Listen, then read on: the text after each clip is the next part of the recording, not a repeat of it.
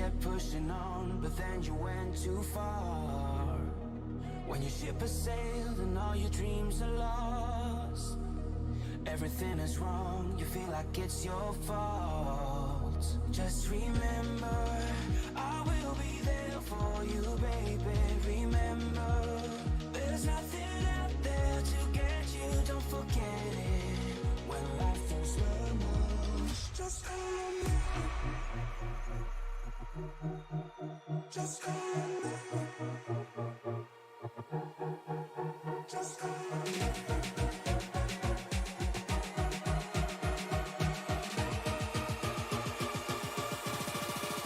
Just call me.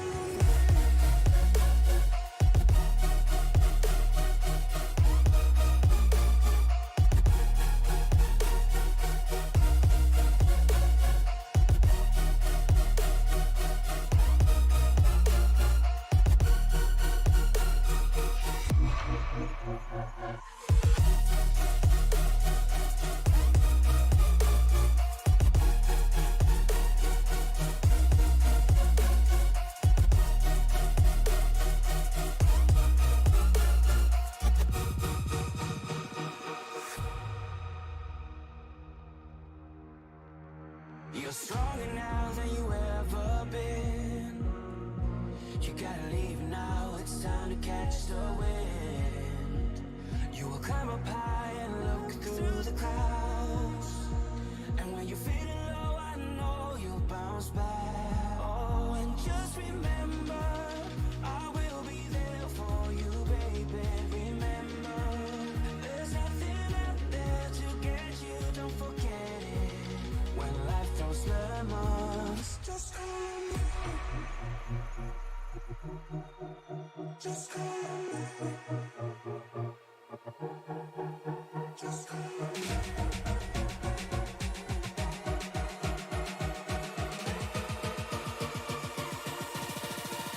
Just call me.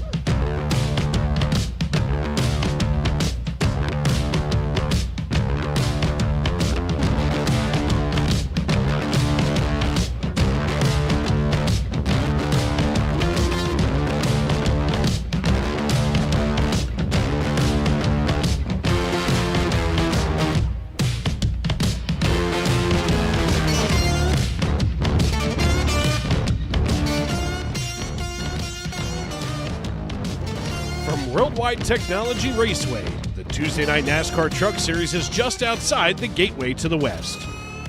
Good evening, everyone, and welcome to Madison, Illinois, where we've finally gotten into the month of June and into full swing in the 2024 campaign. Last week at Charlotte, Anthony Savignano logged his second win of the season in a thrilling finish, just ahead of Kavaja Holt, who fought his way onto the podium for the first time in a long time here in the SNN family of racing series. Meanwhile, Tane Hodison climbed into the driver's seat of our point standings, overtaking the dominant Jeremy Paris, who has controlled our championship standings almost from the beginning of the season. I'm Dave Regal with you in the Tony Trapasso Memorial Broadcast booth, and as always, I'm thrilled to be with you every step of the way. From the green flag to the checkered flag, right here on Sim Racing Media. And folks, it has been a whirlwind of an evening. I was just over in the Racers Elite Truck Series, and I'll tell you what, they're laying it down out there. And here we are ready to rock and roll at Gateway in the TNN Truck Series, the Thunder Trucks, as always, here on a Tuesday night.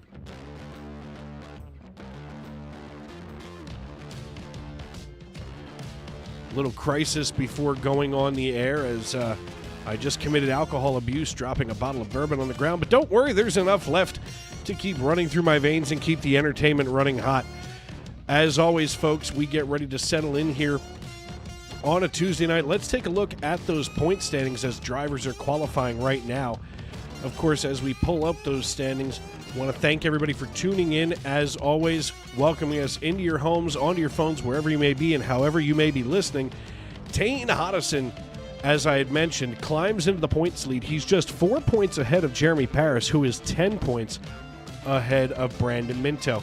A lot of shuffling went on last week at Charlotte as Jacob Schneider dropped 4 positions, which was not a good look for him at all. Anthony Savignano, though, with the win, picked up 55 points and winds up climbing 9 positions in our standings. Kavaja Holt hopped up 7 after his performance, finishing in second, while Jarrett Ferreira sinks all the way down to 32nd. So he has gone from all but in control to now out of control and spiraling downward in our standings. Randall Watkins, Mr. 305, my brother from another mother down there on Engine 3 in the Miami-Dade Fire and Rescue Department, he climbs up into 18th position now after he and Alexander Gangler jump over Jamie Beasley in 20th. So this season not sorted out yet, that's for sure. I mean, we've got what you would think to be a long way before the playoffs, but here in the Truck Series, it's interesting. There are just 4 more races before hitting the playoffs in August. Of course, we have 3 weeks off coming up here, the rest of June off, as the 11th, 18th, and 25th are all off weeks. Then we come back July 2nd for the Rackley Roofing 200 at Nashville Super Speedway. We go to Pocono on July 16th. Of course, yours truly will be there in person on the 14th. And then, July 23rd at Lucas Oil Indianapolis Raceway Park Oval Night, the T-Sport 200 on July 23rd. Then we finish off the regular season at Richmond Raceway down on August 13th. So, I talk about the fact that at least in the Cup Series and the Xfinity Series, we have a lot more time left before the playoffs as far as, races go. But like I had said, just 4 left after tonight before hitting the playoffs. So a lot of these drivers, especially those top 10 drivers, which right now the cut line would be Stoney Benfield. I mean, he and Chris Claude have got to right now they're tied for 10th position. And Chris and Stoney absolutely have to start making some hay here before it's time to put it up in the barn for the season if they don't do so well.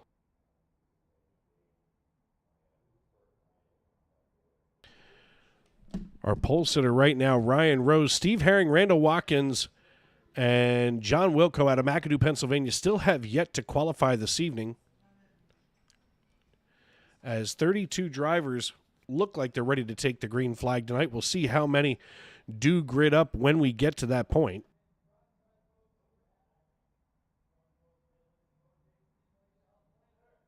And, of course, tonight, another thing here, as, of course, sim time right now, the actual sim time, going to be a little bit later in the afternoon, 12:30 p.m., so we're expecting to see some increased track temperatures. It's going to be a total of 160 laps, with Stage 1 ending at the conclusion of lap number 35. Stage 2 ends at lap 70. And then, of course, 90 laps to the end. 4 total sets of tires, so that's going to be kind of interesting. That puts your pit window somewhere between 45 and 55. So we may see some drivers try to stretch those tires between stages 1 and 2 after they make the initial changes to their race trucks. As I want to welcome everybody into the YouTube.com live chat. Make sure that you let us know who you're pulling for, what you're watching tonight.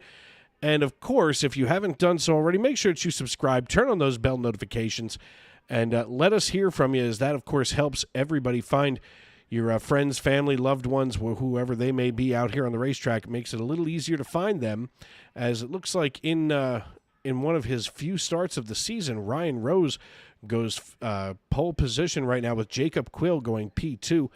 We're going to look to see if we can find Tane Hodison, our new points leader, if you will. If I can see where he is in our Discord chat here, folks.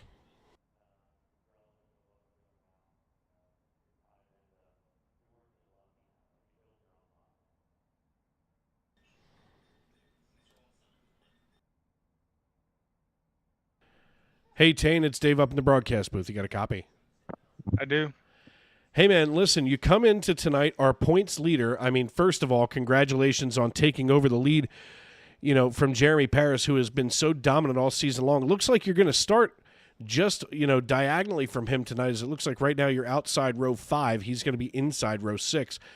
So, how does it feel to suddenly hop up there and, make some major moves like that? We still have time to go. We still have playoffs and all that. Like, I'm a road driver, so I feel like for me points are mean more to me. They don't mean more to me, but they mean a lot in terms of championship. Like at the end of the regular season, playoffs are just like how you get the championship. But yeah, he's won a bunch of races this year, so I believe he's won a bunch of races this year, so we'll see. It's not a guaranteed spot, especially in this field, but I got to try my best and get the best finishing position possible. I mean, it's certainly not a guaranteed spot, but all things considered, to take the time that you have this season and to get to where you are now, of course, there you are just hopping out of the car as I just went to pop in and take a look at you. There we are. Wait a second, are you a ghost? Hey? I'm not. Oh, nope, there you are. Sorry, I went to go to your in-car cam. But anyway, as far as trying to get through tonight, now, of course, we've got 3 weeks after this. What does that do for a driver, and especially in a driver in your situation, who now has so much, on the season looking forward to? Well, it makes it a level playing field for all of us, like we all have the same schedule and all that, but like it will be nice. I'm hoping, I don't remember when our next road course is, but I'm looking forward to that because I know I'm getting a lot stronger on road courses in the trucks. Sonoma's next week. I don't remember if trucks go there or not. I'm not exactly up to date on the schedule. But. Yeah, trucks do not go to Sonoma, and it looks like you will not, at least here in the trucks, you won't have another road course this season at all. You're going to go to Nashville, Pocono, Lucas Oil, Richmond, the Milwaukee Mile, Bristol, Kansas, Talladega, Homestead, Martinsville, and Phoenix. It's fun. I like a good challenge. All right, man. Well, listen, what's going to be your strategy tonight now that you've got to defend the points lead? Every time I say this, something chaotic happens in my race, but stay alive. I hate to say it again because I know what's going to happen now, but yeah, stay alive and work my way through the front has worked well last week. And yeah, I think I just got to stick with that. All right, man. Well, listen, good luck tonight in the Apex Motorsports stable, and maybe we'll see you on the other side. All right, thank you. That, of course, the voice of Tane Hodison, and we were just talking about it a moment ago, so I would be remiss if I didn't bring it up once again. Hey, Chris, it's Dave up in the broadcast booth. You get a copy? Hi, Dave. Well, Chris, I mean, first of all, where in the world are you on my timing? There it is. First of all, I mean, here we are. I saw you and Stoney Benfield are tied for the cut line for 10th in our point standings. We only have, after tonight, 4 more races left before the playoffs. We just talked to points leader Tane Hodison. What does a driver like you that wants to stay above that cut line have to do the next few races as we get deeper into the season? I'm going to need to start getting some stage points at some point. That would help my case a lot, because consistency will only get you so far. You need to try to do something before the end of the race also. And I'm lucky that I'm going to be on vacation when we're off for 3 weeks, so we won't have a race the next few weeks, so that won't hurt me from that circumstance. It will in Cup and Xfinity, but not so much here, where I need the help the most with only 10 drivers making the playoffs, as you said. So I definitely need to stay out of trouble. I need to try to probably get, some stage points in the stage. It's going to be tough in the first stage with only 35 laps and starting in 20 seconds. So my goal is to maybe get some track position and get some stage points in the second stage and then have a good finish. All right, man. Well, listen, go out there, get those stage points, get yourself locked into the playoffs and a little bit higher there above the cut line. Good luck tonight, my friend. And hey, maybe we're gonna see on the other side of one of these things one of these days. One of these days, Dave. That's the hope. All right, buddy. Good luck tonight. All right, thanks. That, of course, the voice of the great Chris Claude. He spent a week with me in the broadcast booth in the Xfinity Series as he was serving a penalty, which is kind of unheard of for Chris. But, here's the thing. As we look at the qualifying results,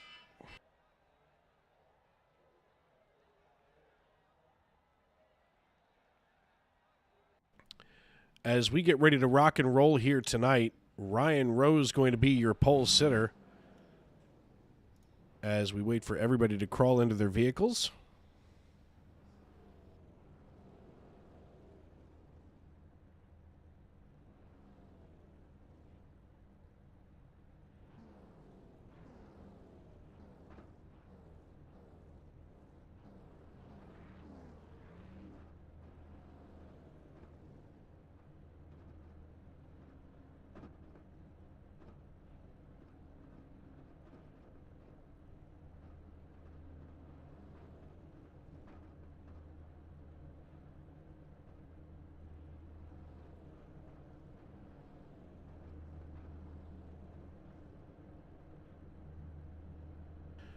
Just waiting for all of these drivers to climb in. Unfortunately, at the moment, I'm currently trying to take a real-world work call, so you'll have to forgive me for just a few moments here, folks.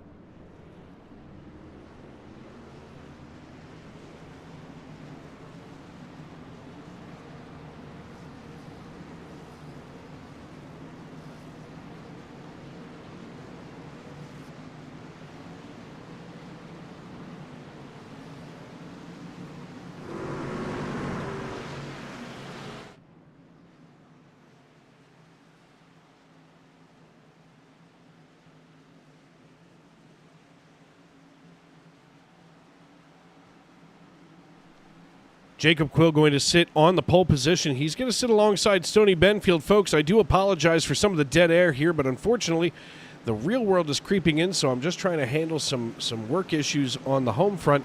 Bear with us here as we get ready to turn them loose. The iRacing.com pace car bringing us through turns 3 and 4. As the iRacing.com pace car comes through turns 3 and 4, it gets ready to make that hard left turn down pit road, and the only thing that's left to do is it's time to wipe the visor and adjust the 5-point harness. Grandma, grab some popcorn, call a friend, settle in. Race fans, it's show time!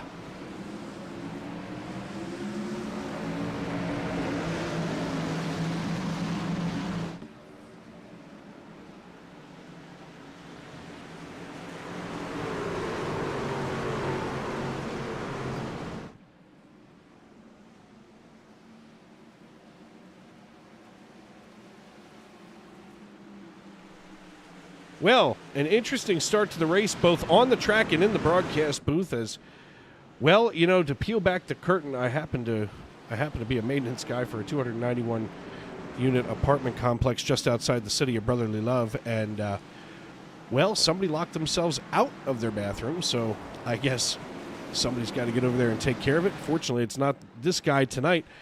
But as we are not just a team effort here on Sim Racing Media, but of course also in the real world. As we just talked to Chris Claude a moment ago, and here he is already showing up as having crashed. Let's see what happens right as the green flag flew. As they come into turn 1. What in the world? Oh, my. And it looks like Chris just got turned from behind by the 24. Let's take another look here. He gets shoved by the 24 as it was time to get going, and that's not going to do too well for him to get those stage points that we were just talking about. Anthony Savignano, same way, involved in this wreck. Let's take a ride along with him as he was just ahead of this mess, and he gets shoved out of the way almost identically to what happened with Chris just a moment ago, as he and Chris got together, and it's just not a good start, especially when Chris is right there at the cut line in our point standings. So that's going to mean that those next 4 races after Chris gets back from vacation are going to be that much more important. Now it appears Mike McConville in the Wawa machine. Atta boy. Good 24-ounce, 100% Colombian running under the hood of this one. And I don't mean the Colombian white powder. I mean that dark aroma, tasty goodness that they can only serve at Wawa going into the fuel cell here of the one truck. John Wilco out of McAdoo, Pennsylvania. They don't have Wawa up there. They got Turkey Hill, and it's trash. But there's John Wilco rolling off a pit road in the Beach Club, number 62 Chevrolet Silverado.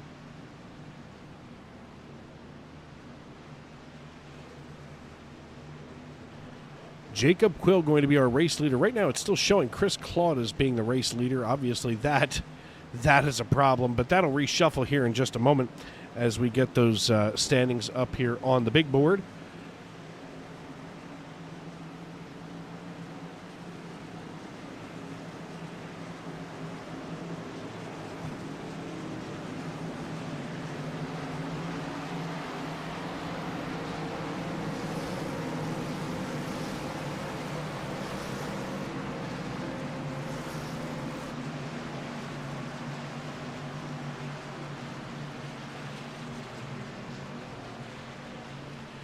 Jacob Quill going to have control of the field as we roll through turns 1 and 2 now. The iRacing.com pace car getting everybody back behind him. 4 laps in the books, so not near the pace that we expected to be setting tonight. We want to welcome everybody into the YouTube.com live chat. Of course, you can see there in the upper right-hand corner that our SRM logo is a rainbow this evening. Young Camel saying, yo, I have put down $3,000 on Daniel 53. Well, listen, let's talk about Daniel in the 53. Now, I love this dude out of Boston. Don't get me wrong. Good dude, solid dude, but he's got Dunkin' Donuts on the side of this thing. And right now, I would like to see in a cage match the 53 and the 1 going at it, because Wawa Coffee is going to win every time over that trash that they serve there at the old Dunkin' Donuts. I mean, you can get that Dunkin' Midnight running through you, but they only got 2 blends. You got the regular, and you got the Dunkin' Midnight. Nothing's going to beat the Wawa Coffee, but I'll tell you this much. That snack and bacon is something special that they got there at the Dunkin' Donuts. So $3,000 coming from Young Camel, bet on the 53 tonight. Uncle Scott in the house cheering on Brandon Minto, who's running in 5th position right now. And it's kind of, and Amanda Price says it's weird seeing Sean race in a truck. I'm not going to lie. When I saw the 44 appear here on the screen, I was a little bit confused. Redline Racing Network checking in. I know who that is. I miss you, buddy, in case you want to come up here and hang with me for a while. As that, of course, my brother from another mother, Mr. Matt Metler. If I remember, that better be Metler there from Redline Racing Network.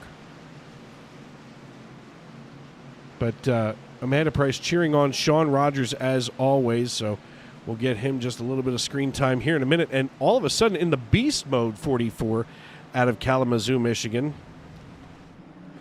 As the lights are out on the iRacing.com pace car, we work our way through turns 3 and 4. Jacob Quill going to have control of the field. We're going to ride along here with Stoney Benfield as we get ready to turn him loose once again. Albemarle, North Carolina is faster, pastor in the Geico restart zone behind Jacob Quill, and away we go.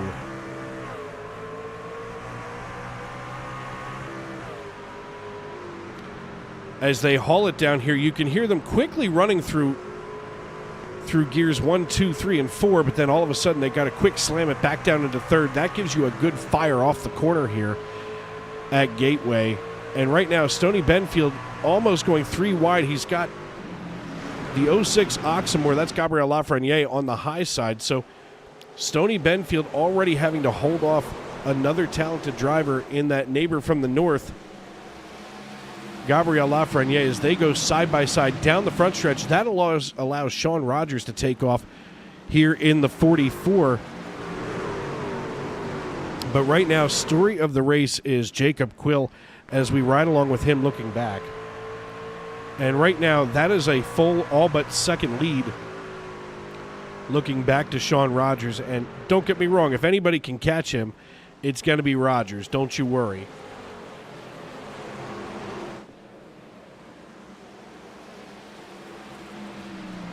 Of course, Matt Metler hiding behind the screen of an alias. Anyway, of course, I see up here in the upper right-hand corner our rainbow SRM logo rotating for the month of June. Of course, we want to welcome everybody, regardless of race, creed, orientation, whoever it is. We are one big community here at iRacing, and we stand together, and we are proud of everybody who does their job here on the iRacing.com servers. Jacob Quill just beat his own record for the time being with a 33.82-second lap here over Sean Rogers, as Rogers runs 33.99 behind him. So he's slowing down just a little bit. Last time was about 600th of a second slower than Quill, who is just getting faster. And in fact, the 35-second lap already here with Tane Hodison, our points leader. As we look a bit further back here, we see Hodison in the 93 with Patrick Starr on the hood of that Toyota Tundra, trying to get up here to the left side of Jonathan Crosby. Crosby in his debut race here in the TNN Truck Series, working lap number 9 just behind the 53 of Daniel Moynihan out of Boston, Massachusetts. Then, of course, Jeremy Paris, our former points leader, is now out here ready to put things, he picks them up and he puts them down, trying to get around Tane Hodison as he works his way up here into 8th position. Right now it goes Quill, Lafreniere, Rogers, Benfield, Minto, your top 5, as, of course, Norman, Oklahoma's very own Brandon Minto being cheered on by Uncle Scott. Uncle Scott, I say cheers to you, sir, as right now it's the captain in the cup for me as we work lap number 11 at the line.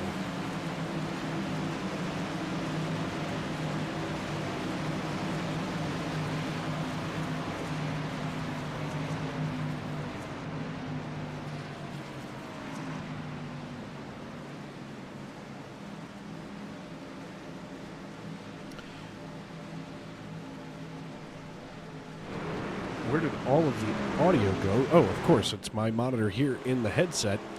Ryan Fisher just ahead of Jeremy Paris, the 04, the 05, and don't look now, but the 41 of Will Young. A three-way battle breaking out for 6th position, as for the time being, Ryan Fisher going to hold that position. And now Jeremy Paris sliding in front of the 68, who all but rubs him out of the way. Of course, that's Jonathan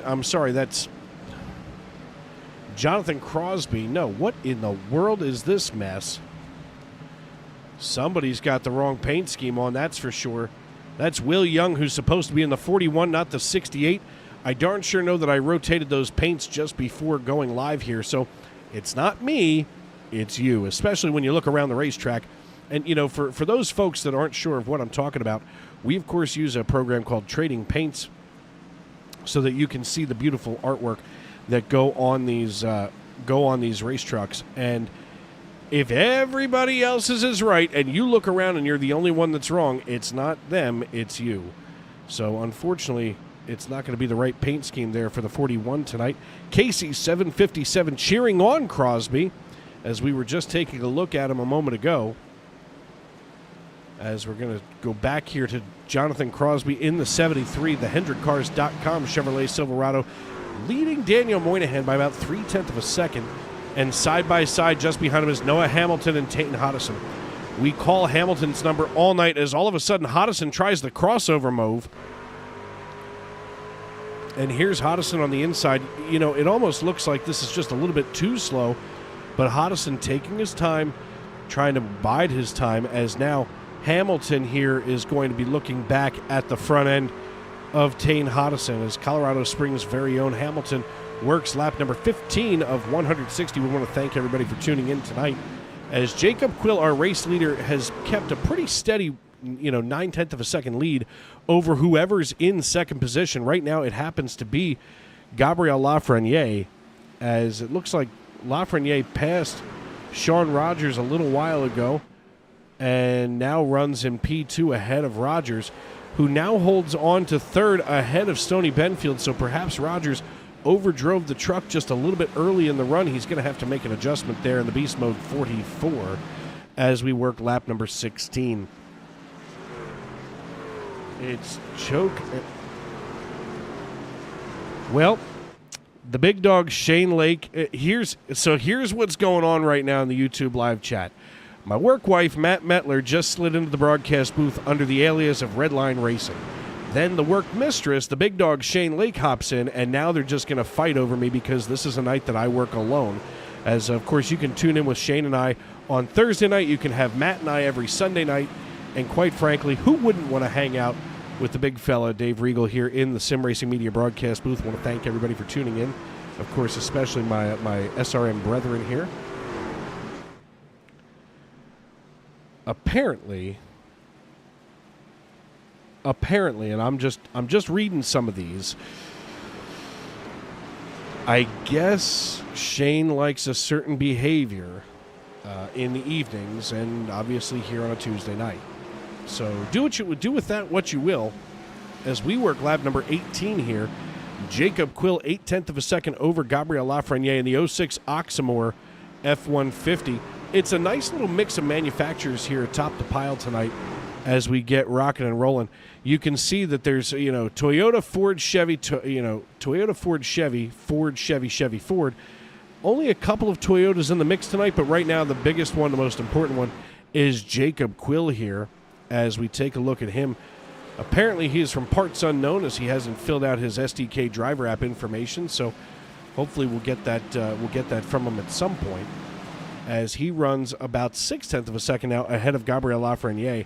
And believe me, Lafreniere is a very patient driver. We don't see too many crazy moves out of him throughout a race, but right now he is quietly creeping in here, as is Michael Witt behind Tane Hodison, as we're going to go on board here with Michael Witt out of Bristol, Tennessee. He's now trying to get catch a little bit of a draft off of Tane Hodison's SpongeBob SquarePants Toyota Tundra. He gets a good run here on entry, but you really have to woe these trucks down going into 3 and 4 because of how tight that is there coming through. And of course, as we take a quick peek at our current conditions, we didn't get a chance to do that tonight.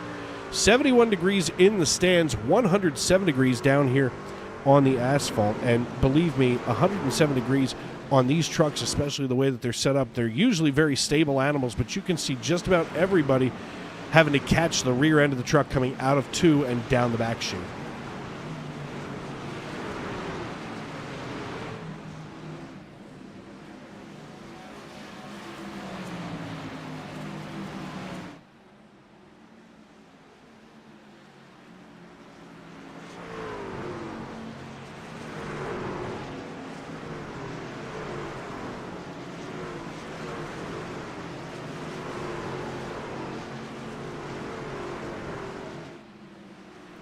Taking a look here at Paul Hill trying to chase down Claude Furland.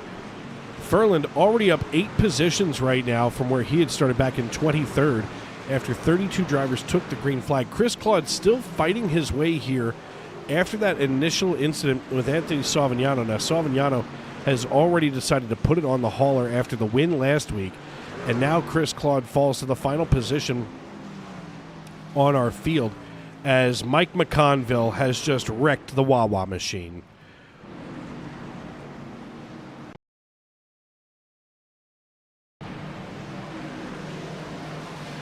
Oh, no. A little bit of contact. Oh, it couldn't have happened to... I mean, it happens to be between 2 of my favorite drivers, of course, one being my buddy from Cape May, New Jersey, Mike McConville, the other being my brother from Miami.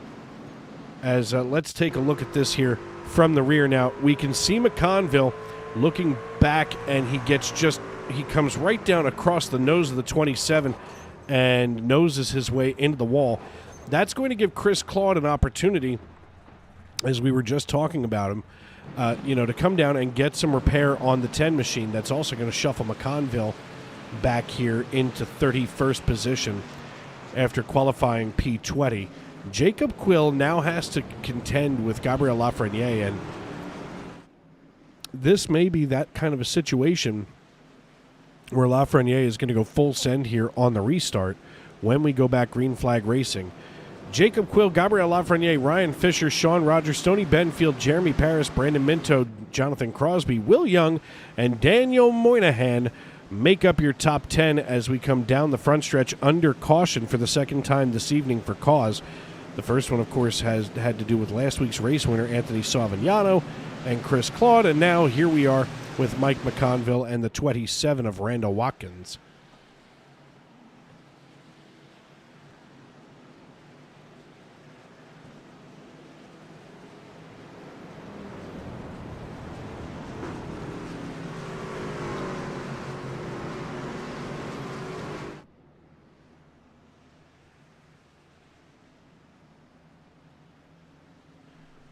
You know, Shane, I don't even have to really twist your arm to say, why don't you come hang out with me? In fact, if you two guys have enough time to sit there and talk in the youtube.com live chat, you might as well put your vocal folds in the, put your vocal folds at the microphone and come hang out with your boy as we work lap number 24 of 160.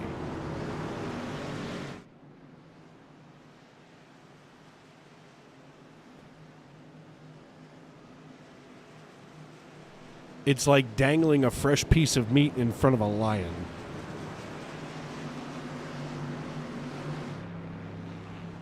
Gonna have to let you know, though, I'm a little fatty.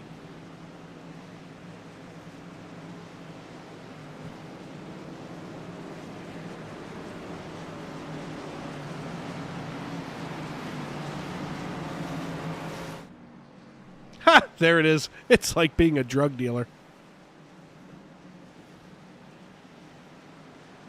Jacob Quill having to choose a line. It looks like he's going to opt for the low side as Gabriel Lafreniere calls out to him on the race radio. Right now, Quill kind of drifting back and forth, not sure which way he wants to go as we go from high above here on lap number 25.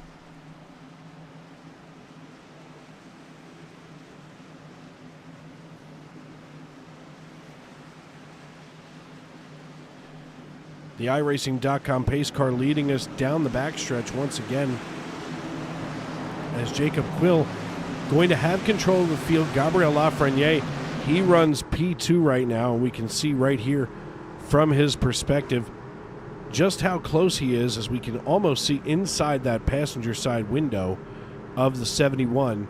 The iRacing.com pace car peels on down pit road. Jacob Quill with control of the field. Lafreniere on the outside. We come into the Geico restart zone. Jacob Quill hits the loud pedal, and we're back underway.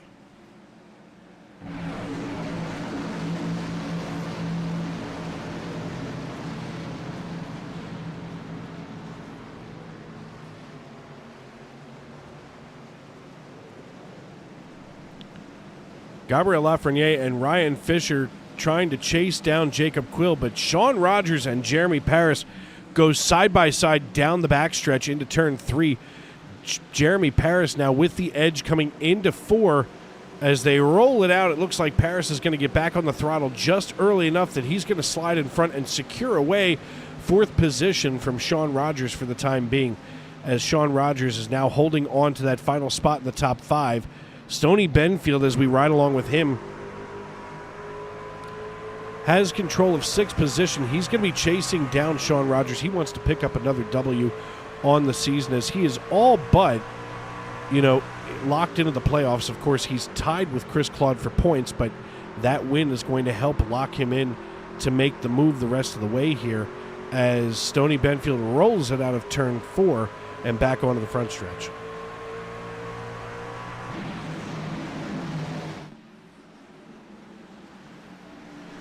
Seven laps to go in stage 1. Paul Hill now trying to get around Michael Witt in the 88 as Michael Witt currently sits now behind Paul Hill.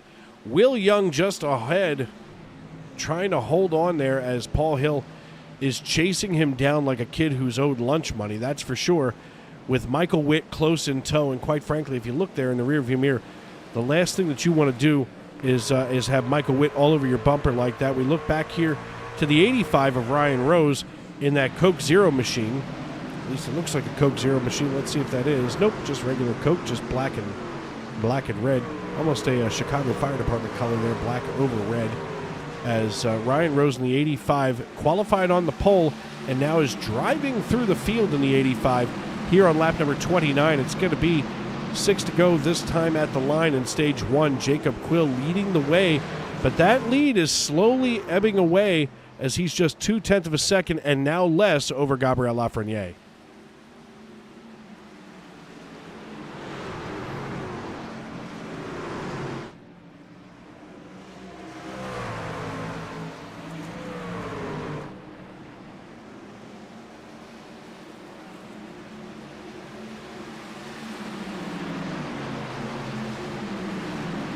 The Michigan Rocker rooting for Brandon Minto in the 12 as DMH 1866 is cheering on the Fords. Let's take a look here and see where Brandon Minto is. Where in the world is Brandon Minto? Here he is in the 12 machine. We can see him just outside of Norman, Oklahoma. The young man here, as we pull up that beautiful driver information, he's got the Okie F-150 rocking and rolling tonight, just ahead of Tane Hodison. And believe me, those Ferda Motorsports drivers like Brandon Minto are incredibly competitive. We've seen it all season long in the Xfinity and the Truck Series. They're starting to make their voices heard in the Cup Series as well. But Brandon Minto right now running in P9 just ahead of Claude Ferland and Tane Hodison. Of course, Amanda Price still cheering on Sean Rogers, while it looks like the Allen experience is belly aching over Mettler wrecking his PC. I told you guys to stay off of those dirty websites.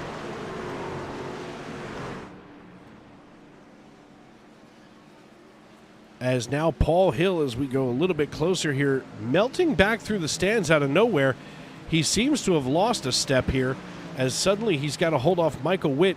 He just let Ryan Rose drive right past him. So something may be wrong with the 6 truck here for Paul Hill. Matt Mackin back in the 01. He's chasing down Mike McConville. The 01 and the 1 going at it here hot and heavy on lap number 33. 2 to go next time by here at the man in the stand with the green flag in his hand for the time being. That flag about to be exchanged for a green and white checkered flag. Jeff Carson out of Cross Junction, Virginia, running in 26th position ahead of former teammate Chris Claude. Of course, our chief cook and bottle washer, and he holds it all together here in the SNN family of racing series. And representing the 570 is John Wilco out of McAdoo, Pennsylvania. Jacob Quill now exchanging positions with Gabriel Lafreniere. We suddenly have a hot and heavy battle 3 ways for the lead as we work lap number 34. Down the backstretch they go into turn 3, and Gabriel Lafreniere trying to get his way just ahead of the 71. The 71 thinks about, trying to loosen up the 06 with the chrome horn as Ryan Fisher in the 04 chases him down. They go side by side. Now this battle here for second position going to be good for Gabriel Lafreniere, as now we are on the final lap of stage 1. Jeremy Paris getting ready to get in here and dance as, oh my, all of a sudden with a run coming into 1 is the 71. Watch this, a 3-way battle for the lead and stage points on the line as Ryan Fisher looks to get around the 06 of Gabriel Lafreniere. Lafreniere having to make that F-150 3 wide all by his lonesome. And here comes the 71 of Jacob Quill. They come out of turn 3 and 4 as they come back toward, out of turn 4, crossing the start-finish line. Gabriel Lafreniere, your stage 1 winner. He's followed by Ryan Fisher, Jeremy Paris, Jacob Quill, Sean Rogers, Stoney Benfield, Jonathan Crosby, Daniel Moynihan, Brandon Minto, and Tane Hodison.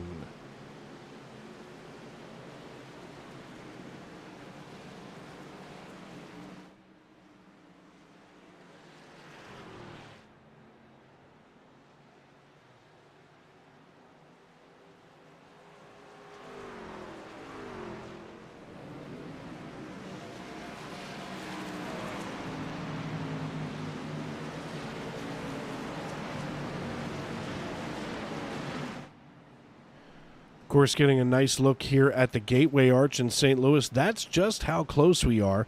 And, of course, the Gateway Arch, the backdrop for Busch Stadium in St. Louis. Of course, Busch Stadium, the home of a bunch of bums that wear red birds on the fronts of their shirts. As I believe just toddling here into the broadcast booth is Mr. Shane Lake of Sim Racing Media fame. What's up, buddy? I come in and we're already disparaging the St. Louis Cardinals. Okay, this is going to be a fun rest of the show. Look, I just happened to look over there, and I saw it, and it was almost like bringing up bad memories. And considering that the Cardinals beat the Phillies in extra innings on Sunday Night Baseball, just saying. Yeah, that was kind of rough. We're going to get a hold right now of the 06 in just a few moments here after he gets done with his pit stop. And you came in at a good time, buddy. I saw that you and a couple of our friends and family members here were in the YouTube.com live chat, and sometimes I feel like a drug dealer. All I had to do was wave the bag of white powder in front of you, and here you are in the broadcast booth. Well, after a long day of dealing with Lord only knows what else has gone wrong these past few days, it doesn't hurt to come by and sit underneath the tree and get a little bit wiser when it comes to experience. And quite frankly, granted, I've been here about a month now, it doesn't hurt to keep learning and taking a few things from people and applying it to myself. Well, and if you're going to sit at the feet of somebody, it may be as well to sit at the feet of the master. That's for sure. As we're going to take a quick moment here to chat with Gabriel Lafreniere. Hey, Gabriel, it's Dave up in the booth. You got me? Yeah, I got you. Buddy, listen, congrats on the Stage 1 win. You really battled it out with Jacob Quill there at the end. Take us through that. That was pretty impressive, man. The first one with the new update, I don't know how the setup will fit, but really, really happy for the stage and the battle for now. Well, man, listen, it was an impressive move that you made to get up here into the lead. Now you're going to be restarting in third. How does the truck feel, and what kind of adjustments did you have to make to get rocking and rolling here for Stage 2? Maybe a little bit looser, but no big change on the truck. It's pretty well. All right, buddy. Well, listen, good luck here in Stage 2, and maybe we'll see you here with another green and white checkered flag at the end. No problem. Thanks.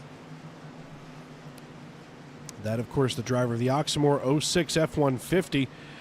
That's Gabriel Lafreniere, our neighbor from the north, as we send him back on up here into the Accent LED live chat. Listen, Shane, you came on a good night. 4 races left. This is just before the long beginning of summer break for these drivers. They've got the next 3 weeks off. What do you think these drivers are going to be doing during those weeks off? Probably getting more acclimated with the truck now that iRacing released that huge update. And one of the points that I had when it came to these trucks is now the fact that they've got a lot more side force and a lot less down force. So you really can't drive these things into these corners as hard as you've been hoping for. You got to be able to kind of finesse them now. And that's what's going to make it more interesting, especially late in the going, is who was able to save enough tire to be able to finesse their way to a victory. I'm interested to see what these guys are going to do here now.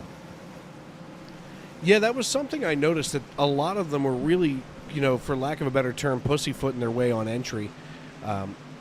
Getting through these turns. It definitely spoke very loudly as, I wasn't prepared for it. And, of course, as somebody who doesn't drive anymore, I had no idea what this update was going to do. But one thing I can say is that Richard Pruitt's going to have control of the field here in the 24 machine. He's got that Chevrolet Silverado atop the pile alongside of Jeremy Paris, Gabriel Lafreniere, Jacob Quill, Sean Rogers, Tane Hodison, Stoney Benfield, Daniel Moynihan, Jonathan Crosby, and, of course, from Norman, Oklahoma, Brandon Minto restarting in the 10th position. We've had 2 cautions for cause tonight, and away we get ready to go here for Stage 2, Shane. Yeah, and I'm really interested to see now that we've got a little bit, it seems like a split strategy going on with everyone that came down underneath this stage break. And we've got these 2 trucks that stayed up out front with Pruitt and Paris. I'm interested to see how these old tires are going to fire off compared to everyone else with 4 fresh tires. Well, we get to see it right now as the green flag flies. 17 laps on those tires for Richard Pruitt, and he's got Jeremy Paris in hot pursuit just behind him. As we work lap number 41, we're on our way to 70, and all of us, wow, using the chrome horn as the 05, and all kind of havoc is about to break loose behind. Oh, that's not surprising because, as they have said, this track does race a lot like a short track, and, well, you got to use the chrome once in a while to get through things, but you got to be careful how you do it. Looks like Daniel Moynihan here watching. Oh my God. That's most of the top 10 that just went spinning. Oh, that's the other thing that was noticeable with this update. Cold tires. The 93 and the 44 make contact, and the 44 gets turned. He locks him up, but not enough as, oh my God, it is pandemonium. It's like a parking lot out in front of the Cardinals game after the 5th inning. Well, I mean, I would too if I lived with them. Let's ride along here with Noah Hamilton in the 45. We're going to go on board with him this time around. And this is coming down into turn 1. And Hamilton can see everything happening in front of him. Here's the wreck and here's the mayhem. And he's got to lock him up. And he's like, I got it. Oop, a little nudge of Jeff Carson as Carson stays put and Hamilton drives away. Yeah, I don't think that damage is going to be all that bad, so he should be fine. My bigger concern would be the 73 truck because it looked like he took a little bit of flight and probably damaged the suspension a little bit on impact. Well, it's entirely possible. Here it comes again.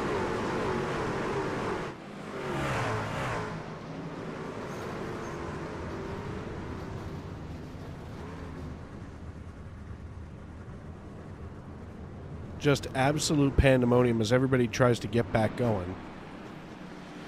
Oy vey. Well, that's going to be a long day in the body shop for a lot of these teams. And it's going to shake up our top 10 as half the top 10 just got obliterated, if you will. Jeremy Paris, now your race leader here in the 05. He's got Gabriel Lafreniere just behind in the 06. Jacob Quill, who started on the outside of the front row, he's going to be starting P3 with Tane Hodison, Stoney Benfield, Brandon Minto, Claude Furland, Will Young, Michael Witt, and Chris Custer. Your top 10 up. Now it says Ryan Fisher. Nope. Now it says Chris Custer. I wish it would make my mind up for me. Now, interestingly enough, who scooted through there? A couple of these drivers that I was concerned about in the first place. Chris Claude got through. He now runs in 21st. He's still got some damage there from that initial wreck. But, now Sylvain Joly, a teammate of Gabriel Lafreniere, gets himself up into 14th position after starting in 25th. Mitchell Davies started in 30th and now sits up in P11. That's a definitely big gain right there. Going up 19 positions on a track like this with only 44 laps in, especially with 4 cautions on the board, that's driving for somebody. To go from 30th to where they are now, that's impressive. Well, not only is that driving, but that's also driving and avoiding. Sometimes you can't avoid mayhem as that guy from the Allstate. Is it Allstate or Progressive that has the guy who's mayhem? I'm thinking that's Allstate. Well, I feel like that's all that he's been doing all night is just avoiding the mayhem. Well, it's good to be lucky and it's lucky to be good, and sometimes it's better to be both. There's nothing more terrifying than getting into a public server and somebody starts with, good luck, have fun. It's always terrifying. And usually that's the person who's eliminating half the field. That's the curse that's the T1 curse right there, plain and simple. I've had that happen way too many times. That's why I usually don't say anything until after lap 1. Yeah, when somebody says, good luck, everybody, you might as well, it's almost like watching one of those Saw movies. You want to play a game? I remember there was a kid back when I was driving, and he must have started about the same time that I did, because I swear I saw him in like 80% of the public races that I was running in as I was moving up through the licensure ranks. And every time this kid, JJ Chauncey or JJ Chauncey or something like that, and all of a sudden it's like he'd strap a V-plow to the front of whatever he was driving and beat the bejesus out of every other driver.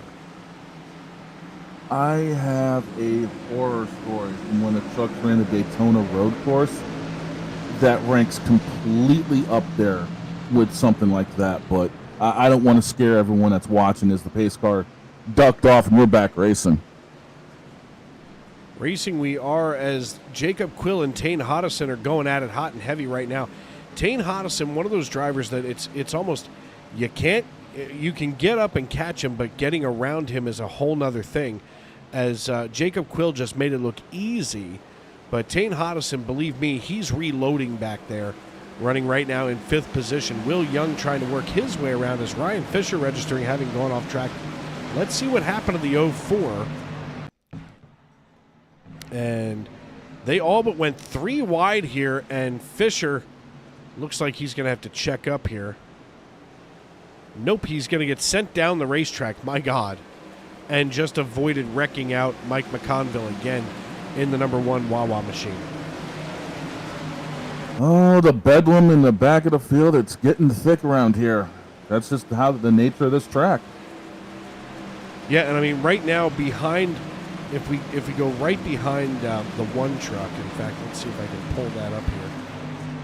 We're going to look from the rear. This is nothing but an angry hornet's nest behind McConville. I mean, McConville right now runs in 13th position. He's on a recovery drive, and this is what he sees in the rearview mirror. At this point, if I was him, I'd focus on nothing but what's outside the front window and just keep on digging as he's going to try to get around Chris Custer out of Ohio. As it is the Coke Zero machine. I love that stuff. I'm more of a Pepsi and Mountain Dew fan myself. I mean, I like my Mountain Dew Zero.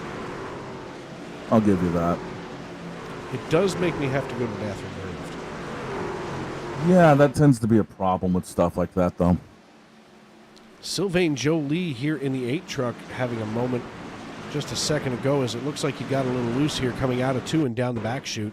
Here he is getting ready to roll out of 2 and just a little wiggle in front of McConville. McConville only had to check up for about a second as he went to avoid what could have been bad. But, you know, this is now where we're going to see some of that cream rise to the top as a lot of these drivers who are used to, hey, let's back off and allow a little bit of extra space here for somebody like Lafreniere to run around now. As Lafreniere has opened up a 0.4 of a second lead over Jacob Quill, who is trying to get back up here to the lead. And we just talked to Lafreniere. He wanted to loosen the truck up, and to me that just sounded a little crazy as our track temperature is 111 degrees. It's starting to creep up into that slick and sliding.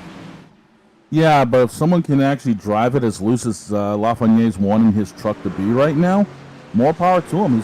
He's also probably saving the tires a little bit by letting the rear end actually steer the truck in the corner.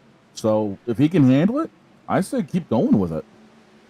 Is it wrong if every time I talk to Gabriel or Sylvain Jolie or one of the guys that are from up there in Canada that I feel like I'm talking to the bad guy and Ricky Bobby?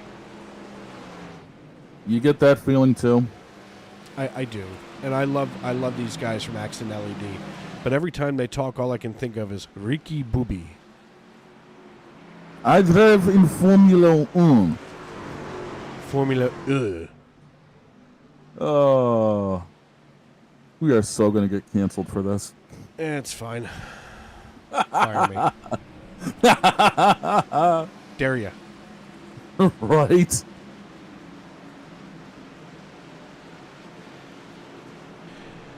Oh, Tane God. Hodison now getting past. Speaking of one of our neighbors from the north, here's Claude Furland in the 43. I think I'm the only person that says his name properly, only because I watch enough hockey to know that that's Claude, not Claude. And wow! With the chrome horn is Sylvain Jolie in the 8, right behind Tane Hodison. Whoa! Oh, that's a case of yeeting somebody around in a corner.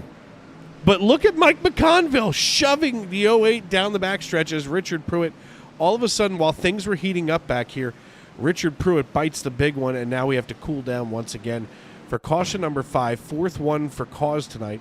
Here's Pruitt just driving past everyone. This is kind of interesting. And bam, right into the 01. Talk about dooring someone.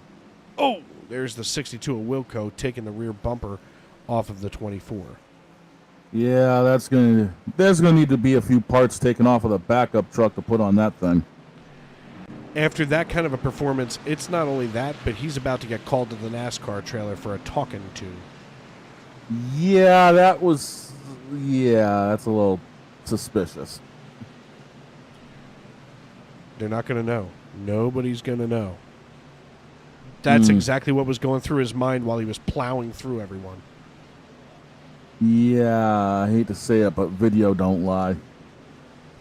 You know, here's the thing, and maybe I find myself to be critical of some of these drivers, maybe a little bit too much, only in the sense that I am a former driver, now a retired driver from this league. And, you know, this league has prided itself over the last 3 years that I've been affiliated with them. As Stoney Benfield comes down pit road, as well as Tane Hodison, Sean Rogers, Paul Hill. Looks like we're splitting the stretch. Wow, I could talk real nice. Splitting the strategy. There you go. Splitting the pit strategy. See, it was a little bit too many short I's. There was too many its. Well, there's been a whole lot of it recently, but that's beside the point. Do you know what the S word originated from? Try me. Ship high in transit. It was for when they were shipping manure across the ocean back in the day, like for fertilizer.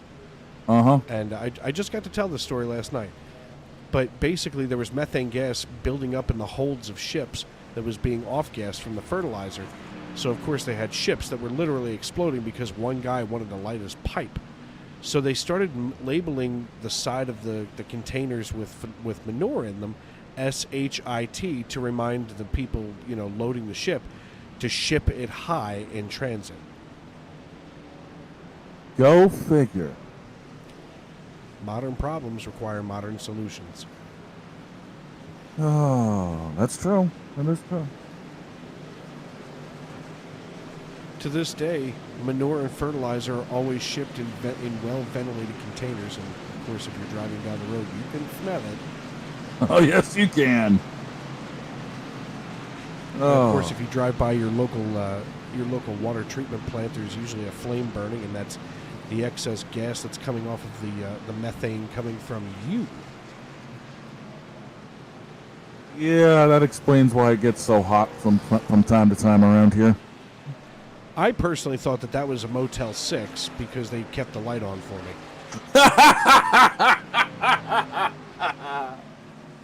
I thought it was really strange. I mean, listen, in my little town here outside of Philly, we have a Red Carpet Inn, which is more like it's the Red Flag Inn. You know, I think it's where hepatitis was originated from. Oh. And we have a Motel 6 out along, or not a Motel 6, what is it, Super 8? I don't know, one of them, whichever one keeps the light on for you. But, you know, and of course our sewage treatment plant not far away from the Red Carpet Inn, so I assumed that was to keep the light on for me. Only if that light was invented back in the 1700s. True story. Oh, Yeah. It's been a day. 57 laps in the books. Fourth caution for cause tonight. I broke a bottle of bourbon. that's what we heard earlier? Yep. Now, how did that happen? I was putting my bottle of Long Island iced tea back in the cabinet, and I put it on the shelf above the bottle of bourbon, and something shifted in the cabinet.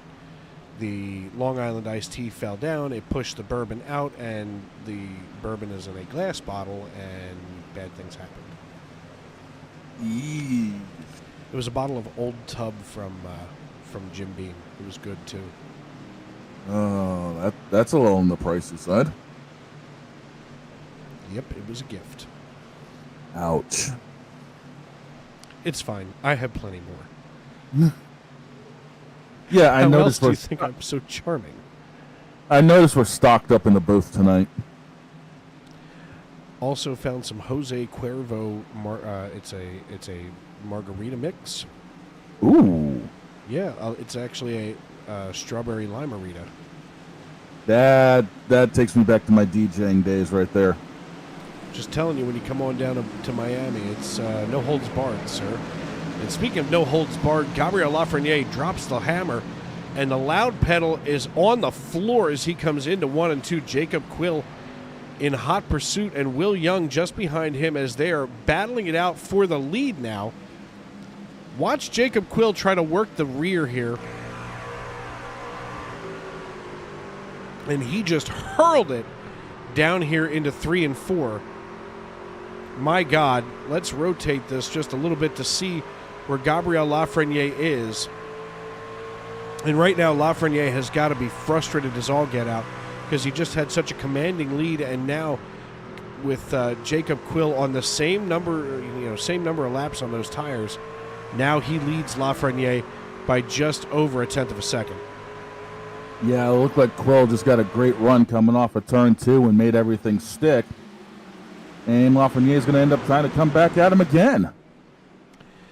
They're not going to be put to bed early tonight as we work lap number 59. Going to be 60 this time at the line, 10 to go next time by in stage number 2. Gabriel Lafreniere works the inside now of Jacob Quill, tries to put the same move on him that Quill just used on him, but Lafreniere is not one of those drivers to throw it down into a corner, as he's going to have to basically sit here and try to waste Jacob Quill's equipment for him.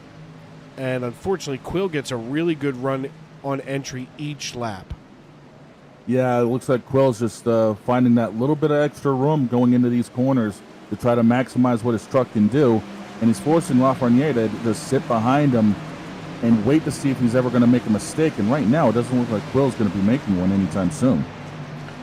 No, both of these drivers are flawless right now. Let's take a look here from Will Young just behind, as he has probably the best seat in the house to watch this battle, as Will Young out of Needham, Massachusetts, has nothing to do except to watch these two great drivers leading this piece. Gabriel Lafreniere now slides just ahead of the 71. He's going to try to secure the lead away as Will Young slings his way out of Ford down the front stretch.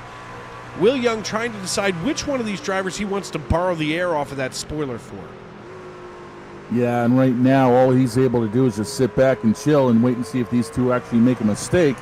And it doesn't look like anything's happening, and quite frankly, this is the type of racing we like seeing.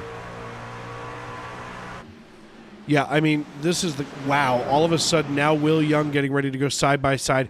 Maybe Lafreniere did waste the equipment of Jacob Quill, because now Quill has fallen into the clutches of Will Young. Quill and Will going at it down the front stretch as Will Young chases him down, but watch Ryan Fisher here just behind, as this guy out of Richmond, Virginia was insane in the Cup Series on Sunday night. Yeah, I think with Quill, I think he had the short-term speed. Probably has to dial a little something into it for the final stage to try to keep up with everybody. But that 04 truck is definitely looming large in everybody's rearview mirror right now.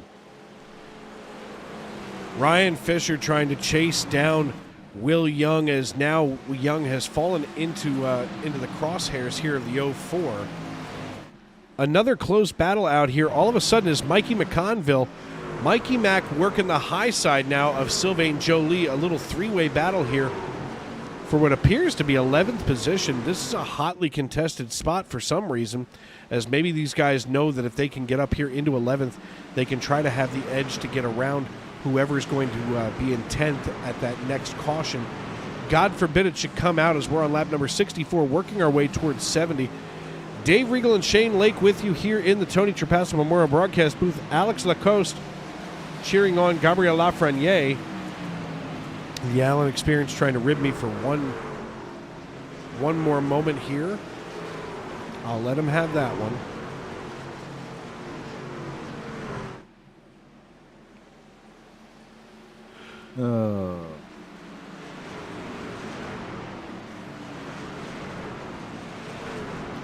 Gabriel Lafreniere and Quill are going at it hot and heavy right now. Where's my mouse and why is it acting so erratic? As Jacob Quill runs P2 right now down the front stretch. 5 to go here in stage number 2. 66 laps in the books, 160 the total distance. As it's Lafreniere, Quill, Fisher, Young, Rose, Paris, Minto, Furland, Witt, and Hill. There's a lot of ills here. Will, Quill, and Hill in the top 10. There is a joke in there somewhere I am trying to find, but I am not sure exactly where it is. But that's a lot of illage right there.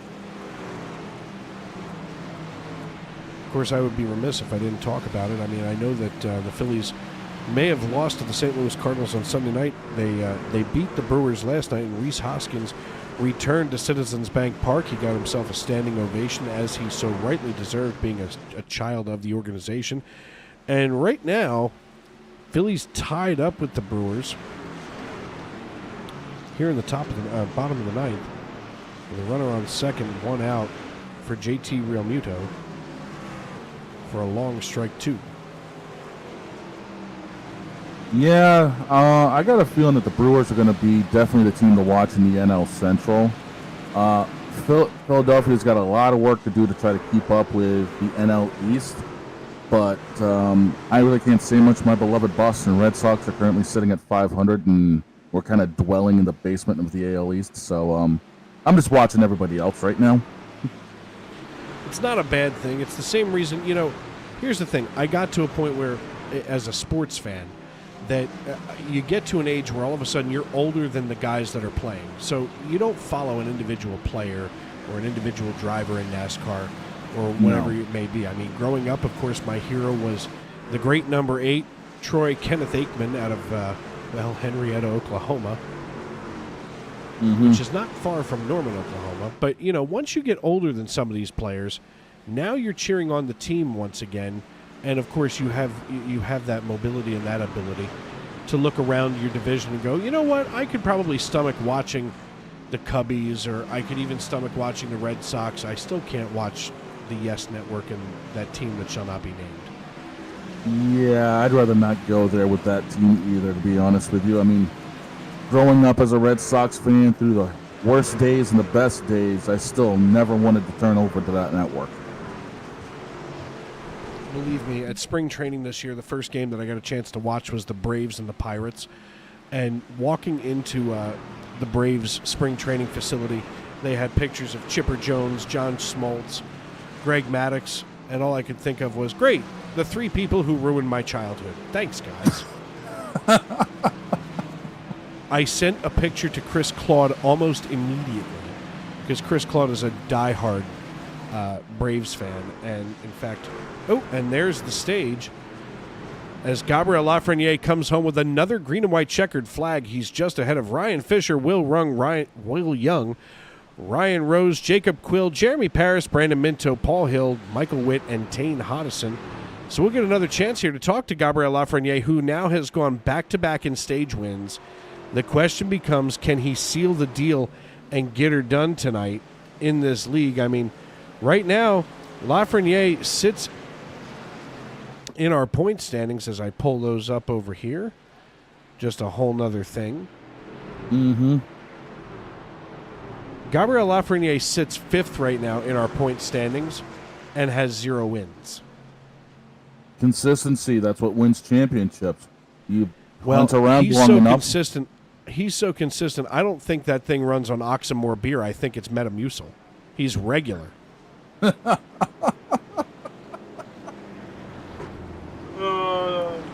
Yeah, and it looks like I believe Lafreniere's that. staying out right now.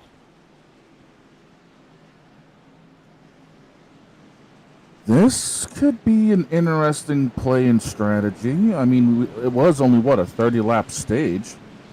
Yeah, but still, 30 laps, and Lafreniere and Young are going to stay out. Ryan Fisher is going to lead the parade down pit road. So we're going to get a chance here to talk to Gabriel Lafreniere. It's almost like deja vu all over again. Ain't that the truth, Yogi Berra? Hey, Gabriel, it's Dave up in the booth. You got me. Yeah, I got you.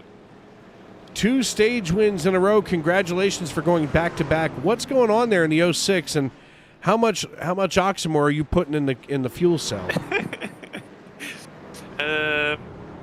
Not much. I'm pretty léger. I don't have many beer, but the setup is great. So hope I can be on the podium later. I don't think I've ever heard you this happy on the microphone. I mean, you must be down there grinning from ear to ear in the 06.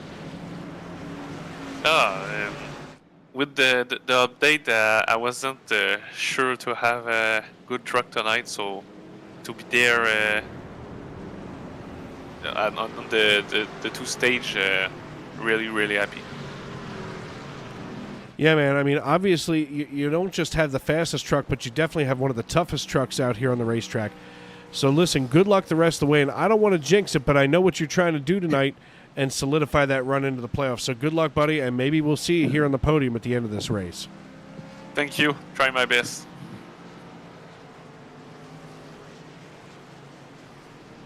You know, that's the doggonest thing, is he just said it right there. He wasn't sure with this update how it was going to affect the handling of the truck. There are a lot of changes people had to make to their setups that they liked using way back to try to get them to compete this season. The biggest thing was the spring rates and the truck arm in the back, because you could actually damage the truck if you had it riding a little too low.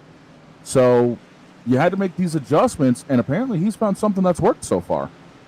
Well, you know, one of the things that I've talked about over the years in this league specifically, because we run on a Tuesday night, that there are nights where I feel like we need to do something different with the schedule, because it's an open setup league, number one, and number two, you have to sit there and wonder to yourself, okay, it's a big update. I think today was nearly 12 gigabytes.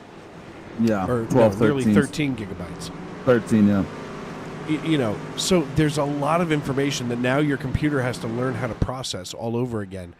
And I would be more afraid of drivers having problems with hardware and software issues, you know, rather than, oh, it's a setup problem. I mean, good Lord. Yeah, that definitely is a huge pain when you have an update that big. It could end up frying people's systems, and it's come close to taking mine a time or two, but thankfully, I'm still here. Trust me, with every update to iRacing, I know that I'm closer and closer to needing a new graphics card. Oh, I know mine's going to have to end up getting put in the shop before long, so I'm already right there with you. This PC I have here is about 2 years old. It was new in February of 22. Mine was new in like 2020, I think it was, and I had to get a new motherboard, processor, and RAM. So you're playing with fire is what you're telling me. Yeah, and I got a new hard drive in it, so not only am I playing with fire, it's already sparking. It's fine. It's fine. We'll be all right. Listen, my Jedi Master, Bob Nestor, who is the 2021 TNN Truck Series champion, as Gabriel Lafreniere watches the iRacing.com pace car peel on down pit road. I'll get back to that story in just a moment. As Lafreniere leads us into the Geico restart zone, he waits, he drops the hammer, and here we go. Wow! Shooting out of the way is Will Young all of a sudden. That was different. We're going to rewatch that quick. Oh, God, they're going 3 wide yet, too. Yeah, Will Young almost immediately got out of the way. Oh, what happened to Young? It looked like he spun the tires. Well, he was skilled and thoughtful enough to get the heck out of the way. Yeah, that's a huge credit, because he would have got Uh-oh, here goes over. the 69, sideways, spinning around. Wow, right in front of our very eyes, Tyler Hunter. Just, whoa, Hunter still can't get this thing under control. Good Lord. Oh, he's got an upset set of tires on that truck. Well, let's watch him now. Oh, my. Ooh. That's the cold tire bug. We were just talking about that earlier. 3 trucks up into the wall out of 1 mistake from Tyler Hunter. Let's see if we can take a peek here from inside the truck. It As looked we're going like to he go right just, to the gyro cam. it looks like he just got loose and thought he had it corrected, and not so much. He geared down. Oh! I think he money shifted. Let's listen to this one more time. Yep. He went down into third and he had too many RPMs, and here it goes. Yeah. Yeah, he definitely shifted it and at the wrong point. So as I was saying, Bob Nestor, my Jedi Master, of course, the TNN 2021 Series champion, he's one of these guys where when crazy stuff is happening, he is the coolest, calmest cucumber you've ever met. The famous words when I used to work for him were, it's fine, don't worry about it, it's fine. Even though the place could be on fire, it's just like that meme that's out there. The dog's sitting, drinking coffee. Everything's on fire around him. Oh, it's fine. I have translated that now that I sit in the driver's seat where I am. I've translated that almost exactly. I just look around at my guys and say, it's fine. Don't worry about it. It's fine. Yeah, we're good here. Don't worry about it. Been saying that a lot the last couple of days.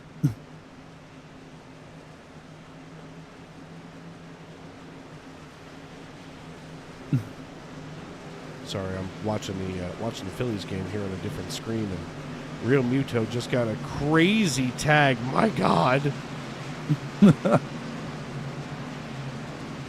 He wasn't even blocking the plate. I hope they don't try to say that he was blocking the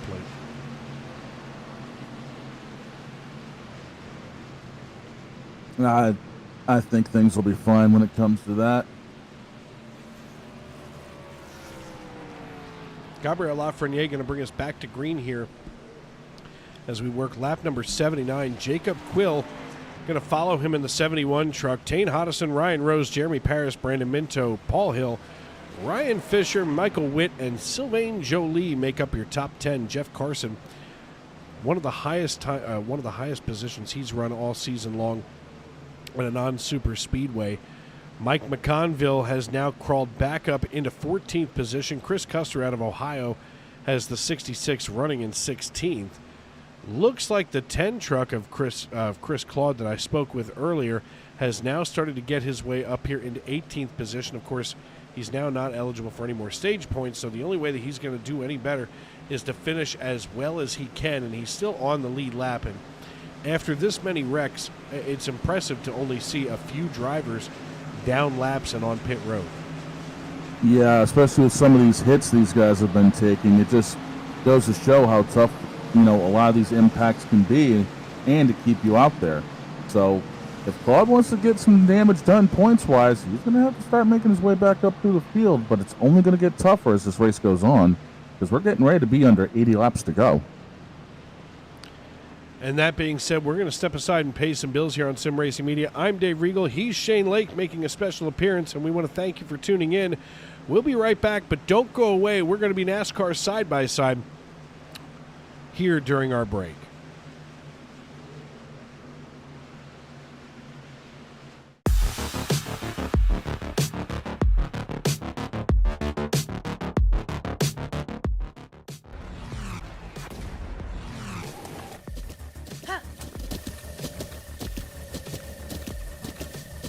With the Butt Kicker Gamer 2, what you see and what you hear is what you feel.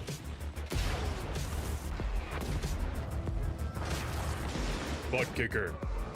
The future is feeling.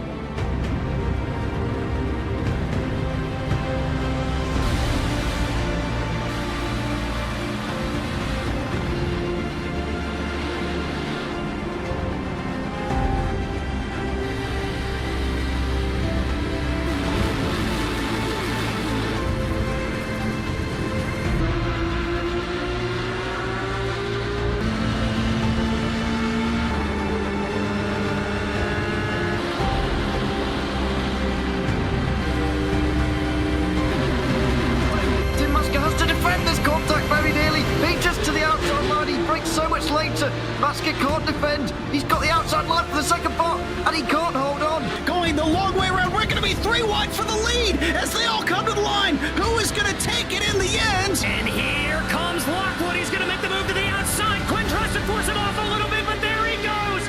It's going to be side by side through turn 1. Will he be able to cover him off? He does. Weaving back to the left-hand side. Reynolds is trying everything. The kitchen sink is being thrown at it. They're leaning on each other. Coming into turn number 3. It's going to be a drag race through 3 and 4. Coming back to the line. Here comes Frisch on the bottom. Richard's going to hold the inside. Tries to be the late breaker here. They're going to be side by side through the final chicane. They bang doors, but keep it clean. As they're still 4 wide on the run down into the back straightaway. Demerit's looking for a line as well. What is going on in Michigan? Novak into the fence. They're still beating and banging. Oh and to the line. He is much faster coming through there. Is there damage on Challenger? Abramitis is ahead. There's going to be a race to the line. Who is going to get it?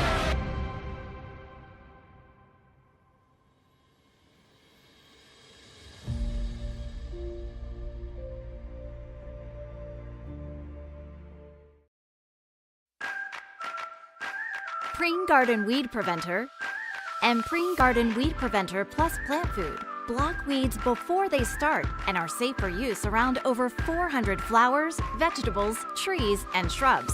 Best of all, they give you 3 months of freedom from weeding in just 4 easy steps. You can apply Preen anytime before or during the growing season. But since it's a weed preventer, not a weed killer, early spring is best. Here's how. Start by removing existing weeds and their roots in the area where you want to apply Preen.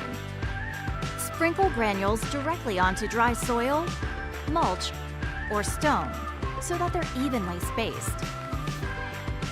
Within 24 hours of applying, integrate the granules into the top layer of soil or mulch or stone-covered bed. Finally, water with a hose or sprinkler, or a well-timed soaking rain to activate the protective weed barrier. When activated, Preen creates an invisible weed-fighting barrier just below the soil surface that targets and prevents weed seeds from sprouting and forming roots. People and pets may enter the treated area once dusts have settled and the area is thoroughly dry from watering or first rain. That's it. Now you'll have a beautiful weed-free space and 3 months to do anything but weeding. Satisfaction guaranteed. Trusted for over 50 years, Preen is America's #1 weed preventer brand with weed preventers for every type of garden.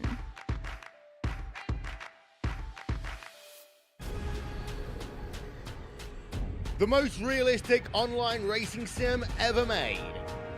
This is iRacing. Detailed laser scan tracks, fully dynamic, real world cars, and over 50 series to choose from. 6 online world championships offering over $400,000 in annual prizes. This is the original esport racing game. This is iRacing.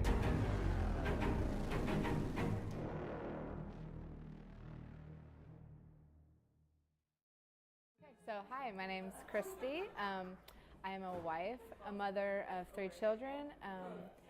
I am a sister and an aunt of lots of nieces and nephews, and I'm also a substitute teacher. So my everyday life changed by going to appointments, a lot of appointments, a lot of scans. During the treatment, my body just got weaker, so I wasn't as active with my children and with my husband. So I was laying on the couch a lot more. I'm an active person, and so that just didn't sit well with me, but that's how it changed. My body was just weaker, and I couldn't do the things that I used to do.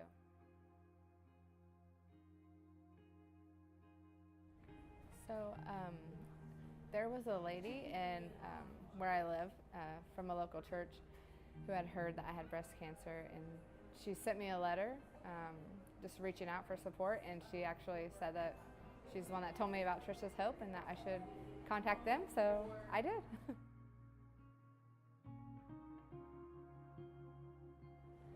So specifically, I wasn't able to really work during my treatment or anything like that. So the grant that I was able to get helped me pay my bills, provide gas money. I was driving to and from treatments, and so it helped a lot with bills and everything. I would just say I am so grateful for Trisha's Hope and for all the people that have donated, because I don't know what I would have done without them. Racing isn't easy, but experiencing it is. iRacing puts you in the driver's seat with the industry's leading sim racing game. Drive on laser scan replicas of the greatest racing circuits from around the world. Go head-to-head against other drivers chosen by skill-based matchmaking to ensure competitive racing at every level. Compete across all your favorite series. In officially licensed cars, engineered to deliver the most accurate driving experience possible.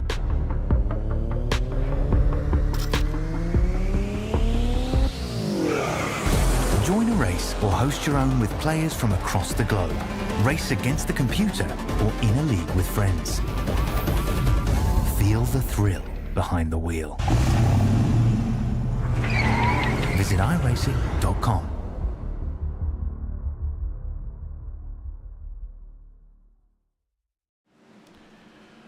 Welcome back to Gateway Raceway, just outside of St. Louis, as we're working lap number 90 of 160. Just came back from another caution this evening. Jacob Quill with control of this race over Jeremy Paris, Ryan Rose, Paul Hill, and Ryan Fisher, your top five, as Ryan Fisher out of Richmond, Virginia, looks to the inside now of our neighbor from the north, Gabriel Lafreniere. Now, the story of the night is that Lafreniere has already swept the first two stages. He's now buried back here in sixth position. Dave Regal and Shane Lake with you here in the Tony Trapasso Memorial Broadcast booth. Shane, what do you think we're going to see out of Gabriel here now in the late stage of the race? They still got one more pit stop to make for that 06 truck. He's probably going to try to get a little bit more handling dialed into it, because right now that truck is not liking being stuck in traffic, and that's exactly where he is. Most of this race, that 06 has been out front sniffing the clean air. He needs to do something to get this truck to handle in traffic, because he needs to figure out how to get back up to the front and quick if he wants to win this race. Well, you know, and he talked to us at the end of stage one and said that he wanted to loosen the truck up a little bit. I mean, listen, the racetrack is already at 112 degrees. The racetrack itself is loose. I can't imagine how much looser he could have made it, and hopefully he didn't overcorrect himself and, make him basically wet and wild running around the racetrack. Yeah, I mean, that could be the only other problem, is maybe he went a little too far with the adjustment. The rear tires aren't happy, but again, he stayed out on the last caution as well, so it could just be the older tires kind of showing their age now. I just saw the 01 of Matt Mackin peeking his way down pit road, so I'm curious to see if he's getting more repair done on the 01 as he's coming back off. Looks like Mackin right now in the 01 running 27th position, and he's down 2 laps, so he's got a chance. Right now, Crosby would be your lucky dog. He's here in the 73. So if Crosby can be the lucky dog, that'll put Mackin into that spot, and all he's got to do is make up 2 laps. So he's actually in a great position to come back onto the lead lap as we now work lap number 94. Jacob Quill still your race leader, and most of these drivers all but calming down. As we take a look back here, Chris Custer just jumped in front of Michael Witt driving the 88 as he's got that Coke Zero machine running on pure liquid courage in 12th position. Yeah, and the one thing I'm starting to notice from these guys as we're taking looks through the field, they are getting a little bit more loose coming off of turn 2 and coming off of turn 4, so I think the track is definitely slickened up a little bit more, and some of these guys may have to go back on some adjustments they made to tighten these trucks up. Oh, speaking of which, there goes the 27 of Randall Watkins. Easy there, big fella. Let's see if we can find where he just went off here. And this might be exactly what you were talking about. Let's watch Randall come into 2. As he gets back on the throttle, the rear end is just going to keep coming around, and there it goes. Yep, there's the track claiming another one. A little bit of landscaping never hurt anybody. Nah, they got enough. The splitter's up off the ground enough. They ain't gonna hurt no. They ain't gonna hurt none. The 71's still your race leader, but here's the thing. We're going to go on board here with Jeremy Paris. This is a driver that you don't want to underestimate. I mean, all season long he has been dominant in this league, and he's about to show you why he wants that points lead back. And not only that, but if he gets that points lead back, he'll sit up there for 3 weeks as we go for a couple of off weeks here in the midsection of the season. Yeah, which means he'll have a chance to kind of build up a notebook leading into the races coming up after this, and put everyone else further back on the back foot in order to retain his points lead. And if he's anything as consistent as what I've been seeing so far, and that does not sound good. We're going to watch what just happened with Sylvain Joly from up here in the blimp. The blimp operator just happened to radio in at the same time. Let's watch this as Sylvain Joly has the 20 just behind him, and he just gets doinked right out of the way. The 20 of Mitchell Davies almost immediately deking back away. Let's see if we can get here to Mitchell Davies on his nose. It almost looked like Sylvain just washed up into Mitchell. Yeah, it looks like he just had looks like the truck just lost the front end. We don't see a whole lot of that, or we haven't seen a whole lot of that tonight, but here we are killing it. As now Jeff Carson gets into this dance in the battle for 17th position. I got to be honest, you don't usually see this kind of battling this deep in the field, but in this league, every point matters. Now, as I mentioned, we've got 3 weeks off, coming up here for the rest of June. So then after that, it's just 4 races left in the regular season. Nashville, Pocono, Lucas Oil, and Richmond. And there's still other weeks built in there. So there's an off week between Nashville and Pocono, then 2 off weeks between Lucas Oil and Richmond, and then an off week, almost like a postseason bye week, coming into, of course, the first race of the round of 10. And these last 4 races are definitely a little something different because each track offers such a unique characteristic, whether it's a 3/4 mile track at Richmond, whether it's Lucas Oil, where you basically have to run the fence to be fast around there. Pocono, you've got to be driving it like you stole it. And then Nashville, a concrete 1 1/3 mile track. Each track's got a nice little unique characteristic to it, and it's going to take somebody strong to be able to survive all 4 weeks to come out to be able, as we got a caution out there, and it looks like it's my fellow Mainer that's got a problem. Yeah, Tane Hodgson just got taken out by Chris Custer, and I don't want to say it was intentional because the way that Custer kind of got into him, I think that he thought there was more room there than there really was. We're going to take another look here from Chris Custer's perspective, of course, out of Ohio. And here's Custer coming down the back chute into turn 3. Here's Hodgson. Custer might have thought he was clear, and he just caught that right quarter panel of Hodgson. Now we're going to look once again here from the gyro cam of Chris Custer. I thought we were. There it is. So looking here from his perspective, I think he thought he had more room than he really did. Yeah, it looks like it was a battle for just that much real estate. You really can't put 2 into 1, and unfortunately, Tane was on the bad end of that stick this time.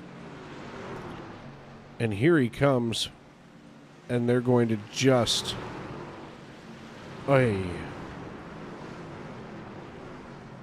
Yeah, no way to get through it, that's for sure.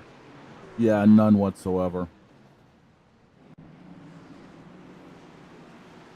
I'm trying to find this from Turn 4's perspective. And, of course, this is one where the camera operator has to turn around. He gets the radio call and looks through, and here they come. Yeah, that just looks like it was a misjudgment on the 66's part. Well, for lack of a better term, stuff happens. No, not wrong. I got to tell you, I usually work off of a Stream Deck, and I've got the 15-button Stream Deck, the standard Stream Deck, if you will. I converted the old iPad here to a Stream Deck, and let me tell you, this 32-button is something of beautiful. Hey, whatever works, right? I love it. Of course, I have a very low thrill threshold. Well, being a Phillies fan, I can see that. Yeah, we're usually the people that say there's always next year. That's true. That is true. Paul Hill, your new race leader, he last came down lap number 72. Looks like Jeremy Parrish, Jacob Quill, Ryan Rose, they all came down pit road, along with Rich Jett, Mitchell Davies, John Wilco, Chris Claude, Steve Herring, Mike McConville, Stoney Benfield, and Gabriel Lafreniere. So now we're starting to see those pit strategies make their appearance. 57 laps to the end this time by. I don't think they've got enough fuel to make it. I'd be concerned with the front half dozen or so. After that, they can conserve a little bit. They're maybe banking on a caution to happen, but I think you can go about 55, 60 laps on a tank, but after that, if there's a green-white checker, I'd be concerned. Yeah, that's going to make things really interesting here, especially for these guys that came down on 101. But even as we take a look here at the pit strategy, I mean, everybody here in the top 10 has anywhere between 26 and 31 laps on those tires. Looks like Claude Ferland had 2 quick pit stops around 71, 72. In fact, let's see if I can find that data. And I'm sure it's here. Here it is. Here's Ferland, 37, then a double on 72. Yeah, it looked like he took one. Looks like he probably split that up so that way he wouldn't lose a lap. Took 2 on one stop and then took 2 on the other.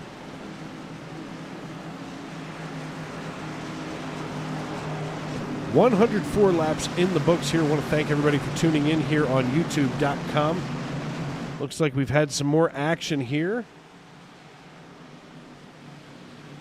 Oh, boy. Richard Putnam cheering on Brandon Minto. The Allen experience say it was intentional without saying it was intentional. No, I don't want to say it was intentional. Me and the Cubs. I love the Cubs. Did you ever hear the Go Cubs Go song in baseball? Once or twice. You know, to me, Chicago has like some of the best music for their sports teams. I mean, there's Go Cubs Go for the Cubbies. And as much as it made me want to just hurt myself in 2010 when the Blackhawks were in the Stanley Cup Finals with my Flyers, Chelsea Dagger is just kind of like it's a really good rally song for hockey. Yeah, it really is. I mean, being a Bruins fan, we've had to play in Chicago a handful of times and hear that. But, again, it's a good song for them. It's almost like they get there before the rest of us, and it makes me a little sad sometimes. Yeah, I sympathize, believe me. I've been there, done that. The best we have in Philadelphia was a weird disco album from the Phillies. And, okay, here we go. Caution number 10, 8th one for cause tonight, as this one seems to have maybe involved Jonathan Crosby.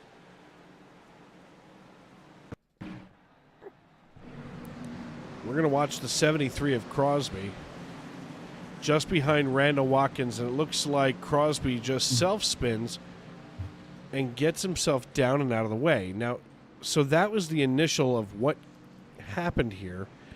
Now Noah Hamilton, we're going to watch him here in the 45. He rushes up toward the edge where Ron Fitting is, just in front of Rich Jett in the double natural, that's 77.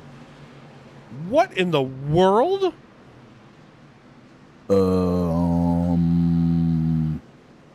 We're going to go to the chopper cam for Michael Witt. Watch the 88 here. Now he's just What on God's green earth is that?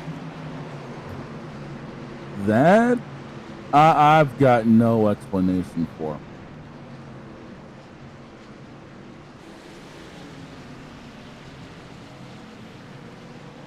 We're going to go here to the nose of Mike McConville. Mikey Mack definitely seemed to be in the right place at the right time. I would love to know what the 88 was thinking. Oh crap, oh crap, oh crap. You weren't clear, bud. You weren't remotely close to clear.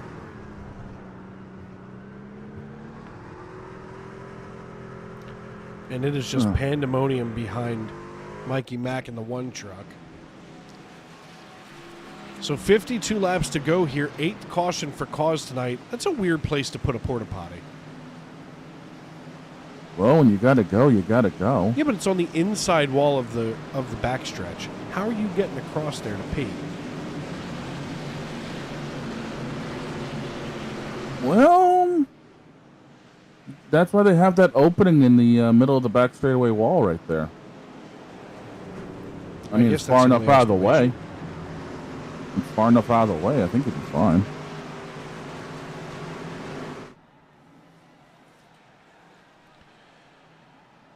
I mean, I'm not the... Hill trying to shake himself up. What are we doing here? I wish I knew what we were doing here, to be honest with you, but I'm not sure. I'm not the one driving these trucks.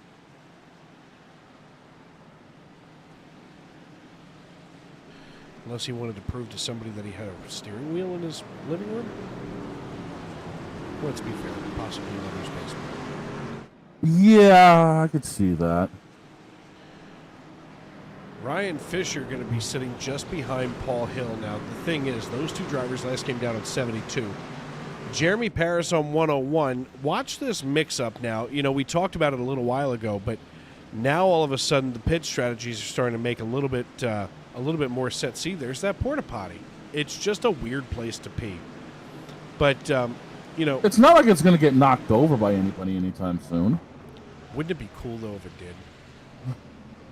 It would take a hell of a shot from somewhere to end up knocking that down, because look at the location of it. Are you listening to race radio? No, why?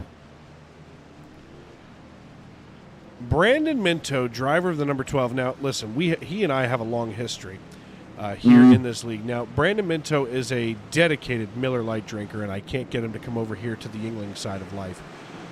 But Brandon Minto lines up 8 beers before the start of the race, and he's only 4 deep right now with 50 to go. Now, the secret there is Uncle Scott cheering Brandon Minto on. Uncle Scott is knocking back the Miller Lights as well. But it's impressive to watch somebody like Brandon Minto running P6 right now with 6 beers, because, quite frankly, what do you say is 4? If I try to drink 8 beers during a race, I might forget my name or get motion sick before we get to the end. Well, I really can't say much. I did a dirt race at Eldora years ago in the Truck Series after having 2 Grateful Dead cocktails and I think a Blue Hawaiian. Dude, they were pint-sized glasses, and I got them for free because I was working that night, okay? It's cute. Cute? Cute? Come on now.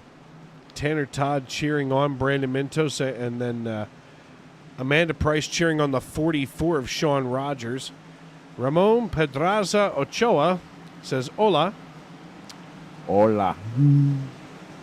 He says, vamos Hill a ganar hoy. Me gusta la NASCAR. He likes NASCAR. El juego se puede jugar en celular. That one I don't know. All I do know is the pace car made its turn and we're back racing. Everybody screaming go, go, go, go, go is now the mixture of old tires and new tires starting to show its ugly face here as Jeremy Paris just rocketed to the front here in front of Paul Hill. We work lap 111, 10 laps on those tires for Jeremy Paris, and to your credit, he now may have, with these caution laps, just saved enough fuel to make it to the end. It wouldn't surprise me. And now that he's also out front, he can set the tone on how fast he wants to push that truck and just barely keep everybody in his rearview mirror and let everyone else burn their stuff up. Ramon here in the YouTube.com live chat says that he is from Mexico, so that's awesome. We now have an international audience beyond Canada. Canadian? Hey. No, A is for the guys from Canada.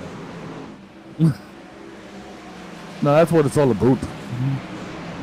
Oh, I see what you did there, eh? Hey. I didn't even know you knew how to speak Canadian, eh?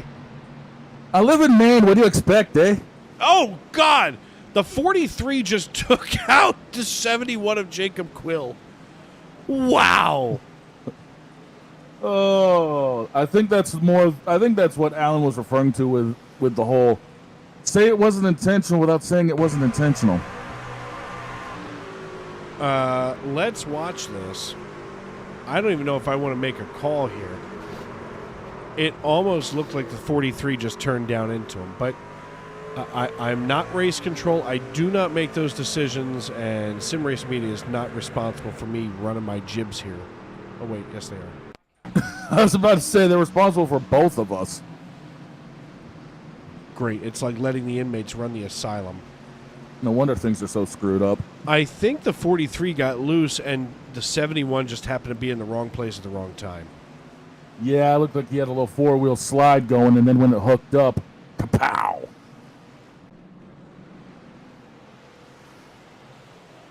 Now, let's see if Jeremy Paris is going to clutch this thing at all. It sounds like he is. Well, that thing is hurt. Well, yeah, Paris, I think, is probably going to save a little bit of fuel. I was looking at that 71 truck, and that thing is beyond hurt right now. Yeah, I don't think we're going to be hearing too much from Jacob Quill the rest of the evening. Now, let's watch Jeremy Paris and see this fuel-saving strategy. Yeah, he's clutching. Yeah, that throttle is way too gentle as we get ready to come into turn one. He's either clutching or he's got it in fourth gear. You can see the RPM spiking a little bit. He's trying to keep the momentum up a little bit, but he's also keeping it in fourth just to save maybe an extra tenth or two. You got to admit, that's some mad scientist stuff. I mean, here he is, 101. I can't imagine Paul Hill doing the same. No, I think Paul's probably... Oh, I don't know. It was. Yeah. Rich Jett is actually cycling his ignition box. Yep. Oh, he almost lost it.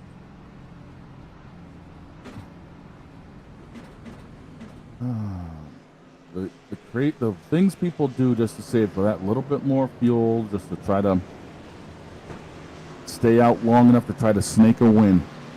Welcome to NASCAR. Exactly. You're trying to save fuel in an 8-cylinder, 600 horsepower machine. A lot easier to do in one of these than it is a cup car. Fair point. All I can think of is, are you really going to save enough? And every time they do. And then, of course, you try that in your own vehicle, and everybody in traffic gets really mad when you shut it off and try to push it. Just as long as you don't pull a Marcus Ambrose and get parked on an uphill. It's fine.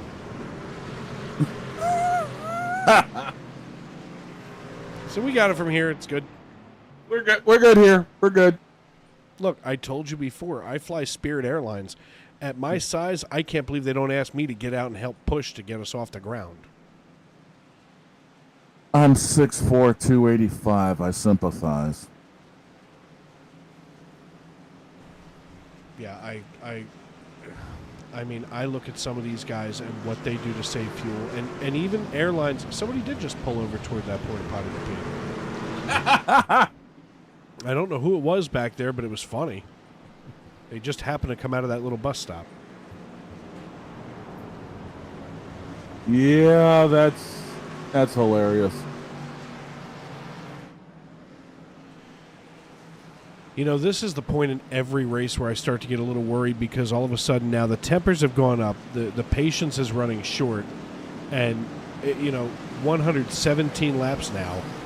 So just about 43 to go, and this is when the race is going to slow down because nobody can just race clean. Nope. The aggression level goes up, the carelessness goes out the window, and then you have to sit back for the next 45 minutes talking about the last 10 laps of action. And, you know, my question is always, which one of the drivers is going to tell me I just needed 2 more laps to get around so-and-so? I think there's going to be about 7 or 8 of them that are going to say that by the time this is over. I mean, back when I was a driver in this league, I was always like, geez, I wish the race would have been 7 or 8 laps shorter. That way I could get to the beer stand before everybody else. Unfortunately, back during my driving days, no matter where I was always mid to rear pack. I was, you know, super speedways were different because I love the super speedways and I understand them. But any other race where I had to work the throttle and the brake, forget it. that's the difference. I love the short tracks. I love road courses. I tend to actually struggle on the super speedways, but I say that having 3 wins in the 1987 cars at Talladega, so figure that one out.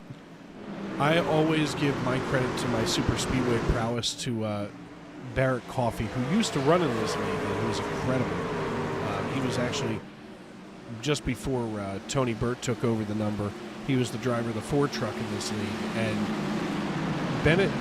Barrett Coffey, I was in a money race one night, and I was like, hey, man, I saw him sitting in the server. I said, do you mind spotting for me? And this dude talked me through and into the money for a money race. It was like the best experience I had ever had on the iRacing.com server. That is awesome, dude. And he's the same guy who cussed me out after I cut him off. So we were at Talladega in the trucks in this league, and I was down like 2 laps. I got onto the apron, and the pack came through turn 2. As they launched onto the back chute, I was not down far enough, and the draft caught me and dragged me up and into Barrett, who proceeded to dress me down 7 ways to Sunday.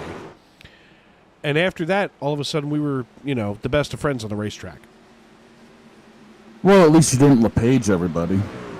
Thought about it.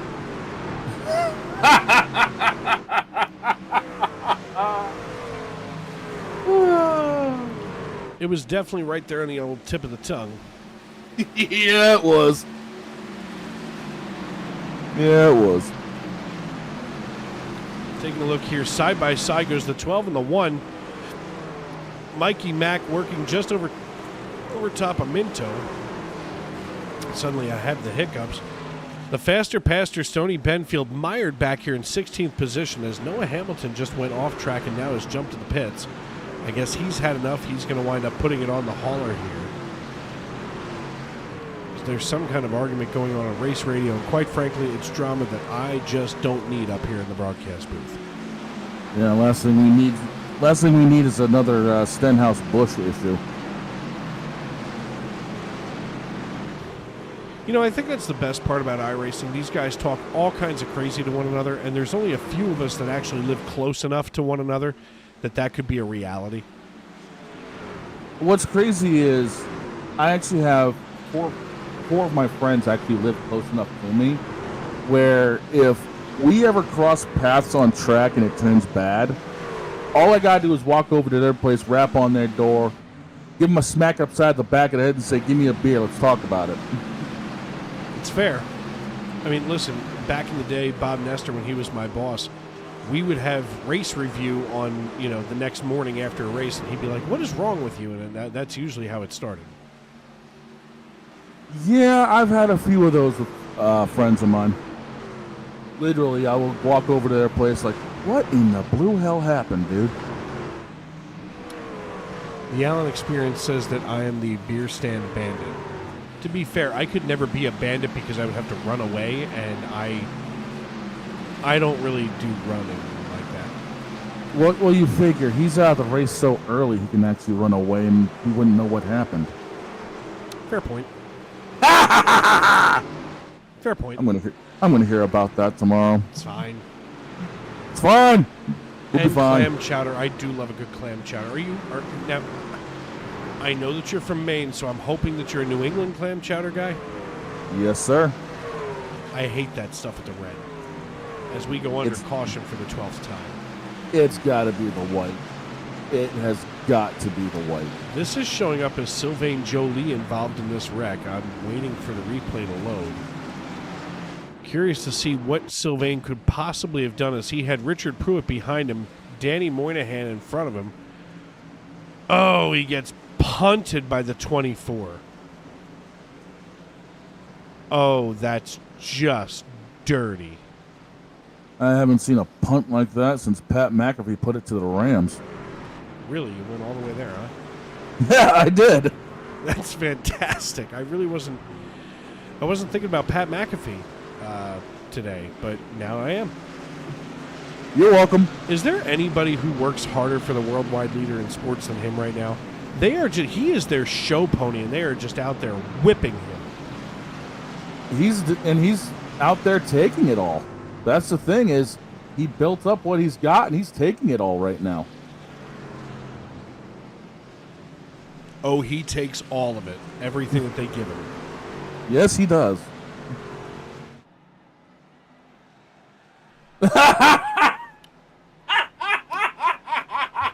Brandon Minto down pit road. Ryan Rose, Rich Jet, Mike McConville, Sean Rogers, Chris Custer. Whoa! Wow! What happened with the 71 coming onto pit road? I just saw it as Jacob Quill is trying to get himself back together. I'm going to run this one back because I feel like Jacob didn't know where the entrance to pit road may or may not have been. Here he is making his entrance. He comes off that access road and just brings it all around, and adding insult to injury, loses the front nose clip a second time on his way for pit service. Yeah, that's going to do a lot of damage to that truck, unfortunately. You know, we talk about Pat McAfee, and I mean, I realize that they are trotting him out for everything right now. And it's almost like they finally found some type of a replacement for Greeny and Golick. Because there was a time where you couldn't turn on the TV and Greeny and Golick weren't somewhere doing something. Yeah, and that was the longest time for the 90s and early 2000s, and now all of a sudden here we are, 2024. McAfee is now that replacement type of guy. Buddy, I tell the story all the time that I remember Greeny and Golick being on the radio when I was on my way to school, when I had started to learn how to drive and was able to drive myself to school. And they were still on the radio when my second son was born. You know, let's see, at that point it would have been 12 years later, something like that. Mm-hmm. Wait, let me do the math. 11 years later, when my son was born. And they were on yet then. So, you know, it's like they spanned that much time. I wept openly when they finally went off the air. Well, the best broadcast teams that stick together the longest are what we grow up with. I mean, look at what we've had with NASCAR for broadcasting for the longest time. Look, guys like Jenkins, BP, Ned Jarrett. I think Mike Joy is underrated. He is. He really is. I don't know if it's because he works for Fox and he doesn't wear the peacock, or he doesn't have the eye on his blazer like the guys over at CBS. I mean, he used to work for CBS. Yeah.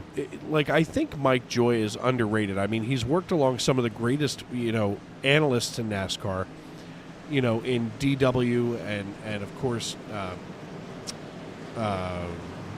But Buddy Baker, Ned Jarrett. Yep, I just crew chief. Larry McReynolds. Thank you. Just drew a complete blank. But Larry Mack, and he makes the people around him better. When Boyer got into the booth, he was just kind of all over the place, and I think Mike Joy was there just to kind of guide him into position. And now I look forward to Boyer like I used to look forward to DW. Yeah, Mike Joy knew how to, and that's part of being underneath the learning tree of Ken Squires. Look at how many people Ken Squire worked with. Oh my David goodness, Hobbs. Yeah. And Squire didn't just touch broadcasters, but he also touched racers alike. I mean, that whole thing that they did with him right before the end of his life, It was a series that they did. I want to say it was a Dirty Mo deal. But, I mean, it was incredible. And for people who are longtime fans of this sport, you know, you've got people like Mike Joy, Larry Mack. You know, basically Mike Joy has been the voice of my consciousness in NASCAR. As Ryan Rose is having some kind of connection issues, we look over here to Mike McConville so that Rose can get that connection issue settled out. As we go back, green flag racing, Ryan Rose, your pole sitter, has now regained his rightful position here atop the pile, and wow, suddenly running away with it is Ryan Rose in the 85. And that's, again, this has got to be a strategy move by that 85 truck, because for the longest time he wasn't anywhere lurking, and now he's cycled his way back up to the front. You got to wonder how fresh those tires are, though. Well, he last came down on lap 101. Now, McConville was down on 103, but the fresh tires are Chris Custer and Sean Rogers driving the 44 and the 66. Actually, 3 of the double-numbered cars are running right in a row. Third position goes to the double natural of Rich Jett. Whoa! What in the world? That was Rich Jett. I was about to say Rich Jett driving the double natural was running in third. Now Chris Custer and Sean Rogers in the 66 and the 44 each running 3 and 4 right now. As Mikey Mack holds on to P2, he's trying to set sail and get a hold of Ryan Rose. But right now, Ryan Rose is already 1.5 seconds ahead of the rest of the field. Suddenly, he has found that extra gear and looks back and watches McConville and Custer get smaller and smaller in the rearview mirror. Yeah, that tells me that 85 made some sort of adjustment on his last stop, and those tires, he kind of saved a little something back, because now he's starting to haul tail and haul away from everybody. Watch Chris Custer here right on the rear bumper of Jeremy Paris in the 05. He gets himself loose. Here goes Custer down into the wall. He holds it steady so that we stay green flag racing. 28 to go here. Next time by, as Chris Custer has now just slid back into 10th position ahead of Mitchell Davies in the 20 machine. Mikey Mack now shuffled back into 4th position. He allows Sean Rogers on by, and we go under caution as Paul Hill and Stoney Benfield have gone off track. Let's take a look.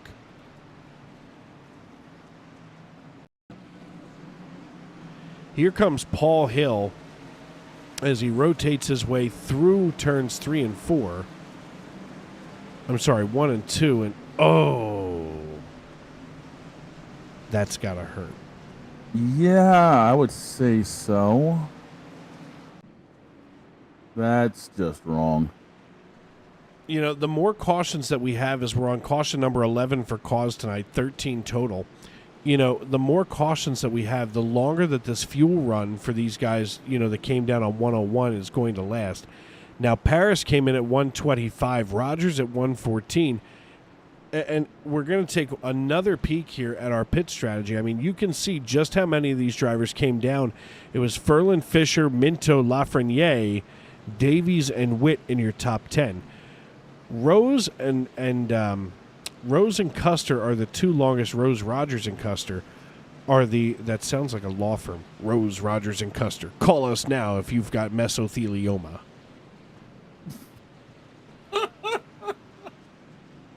Oh, boy. Sounds about right. Did you work in the construction industry between 1950 and 2000? Then perhaps you know what asbestos is. Oh, my God. Hey, 2 of my buildings were built in 1962 and 63. If you don't think that I know what I'm walking across down in our basement, you'd be nuts. Right?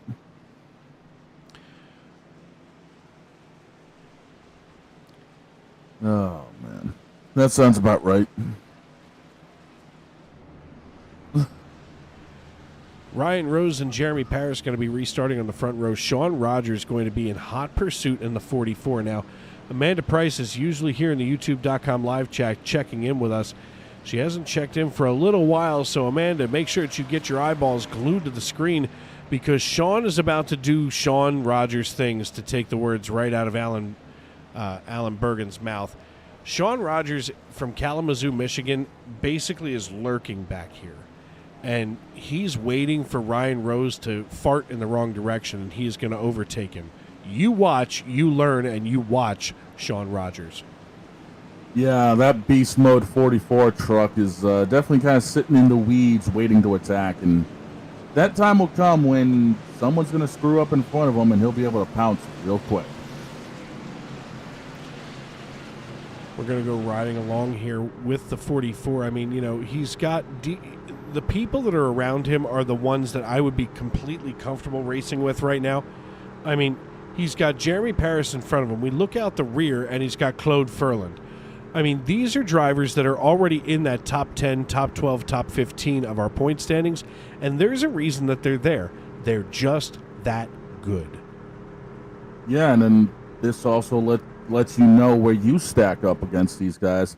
And if you're able to keep them around you, well, you know, later on down the road, you'll be able to race with them, and it could actually be for a championship.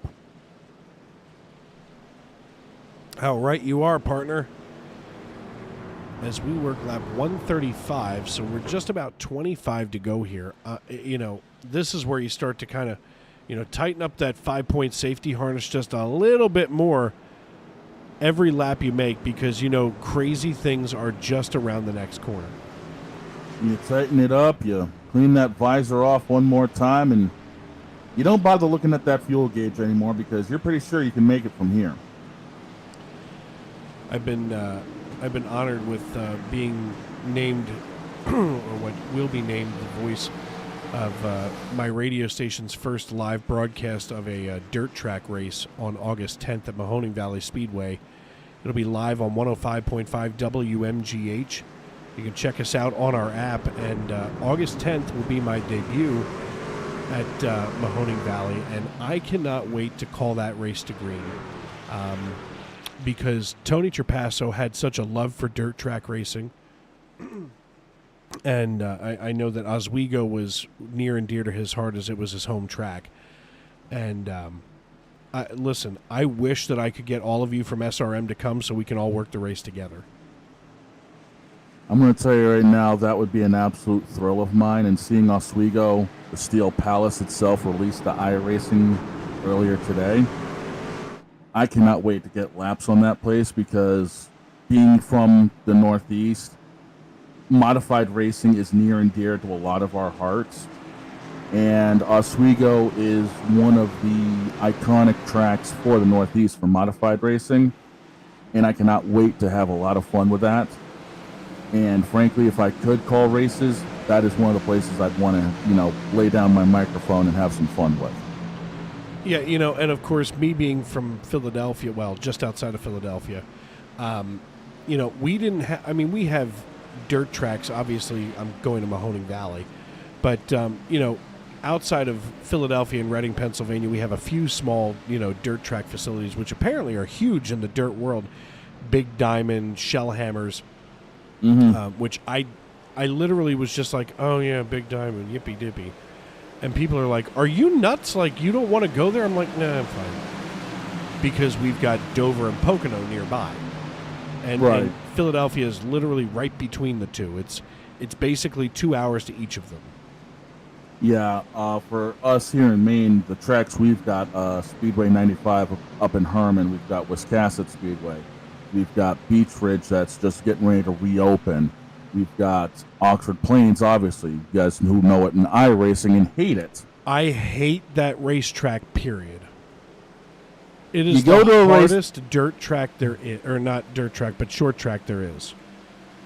You got to drive it like a constant circle. That's the only way to describe it. It's a constant circle. You got Unity Raceway up here in Maine. That's actually a home track of mine. It's like 25 minutes from my front door. So we've got places that deserve to be on the service, obviously. I'm being a little on the biased side.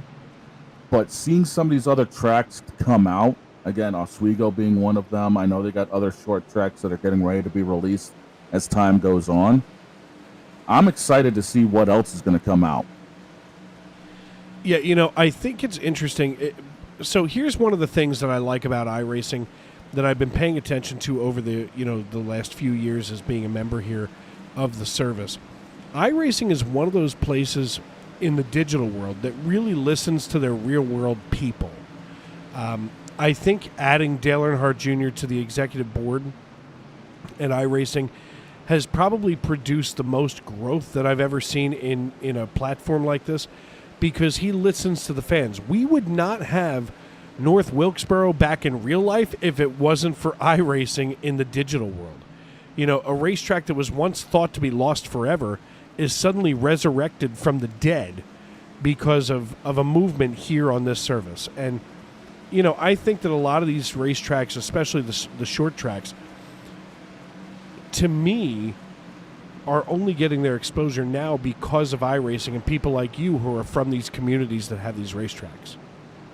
Yeah, and that's the thing is, you just said it, Dale Jr. has been our voice to help say, hey, look, we got people saying that this track or this track needs to be on the surface. Let's take a look and see what we can come up with. And next thing you know, it might take a few seasons or a year to get it accomplished, but then it's there. And you just said it with North Wilkesboro. It went from the virtual, pretty well dead as a doornail, belonging on an episode of Lost Speedways, to all of a sudden it's hosting the All-Star race.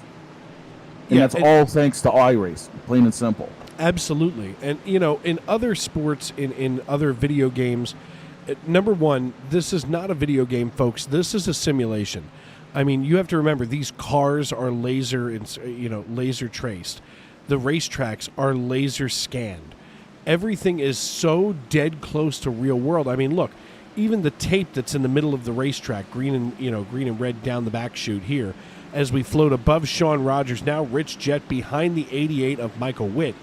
I mean, these racetracks are just about as close to real as it's going to get without being there. And, sure, the fans standing outside the fence here and things like that, that's not so realistic. But at the end of the day, when you're in that car and you're doing, let's just ride along here with Rich Jett out of Smithfield, PA. Schwanksville, I'm sorry. You're dealing with something that this is exactly what you would see on a real, in a real world car. I mean, everything is exactly the way that it's supposed to be, even down here to the fire extinguishers on the floor. Yeah, exactly. And as Sean Rogers ended up going way up the hill, he's got problems.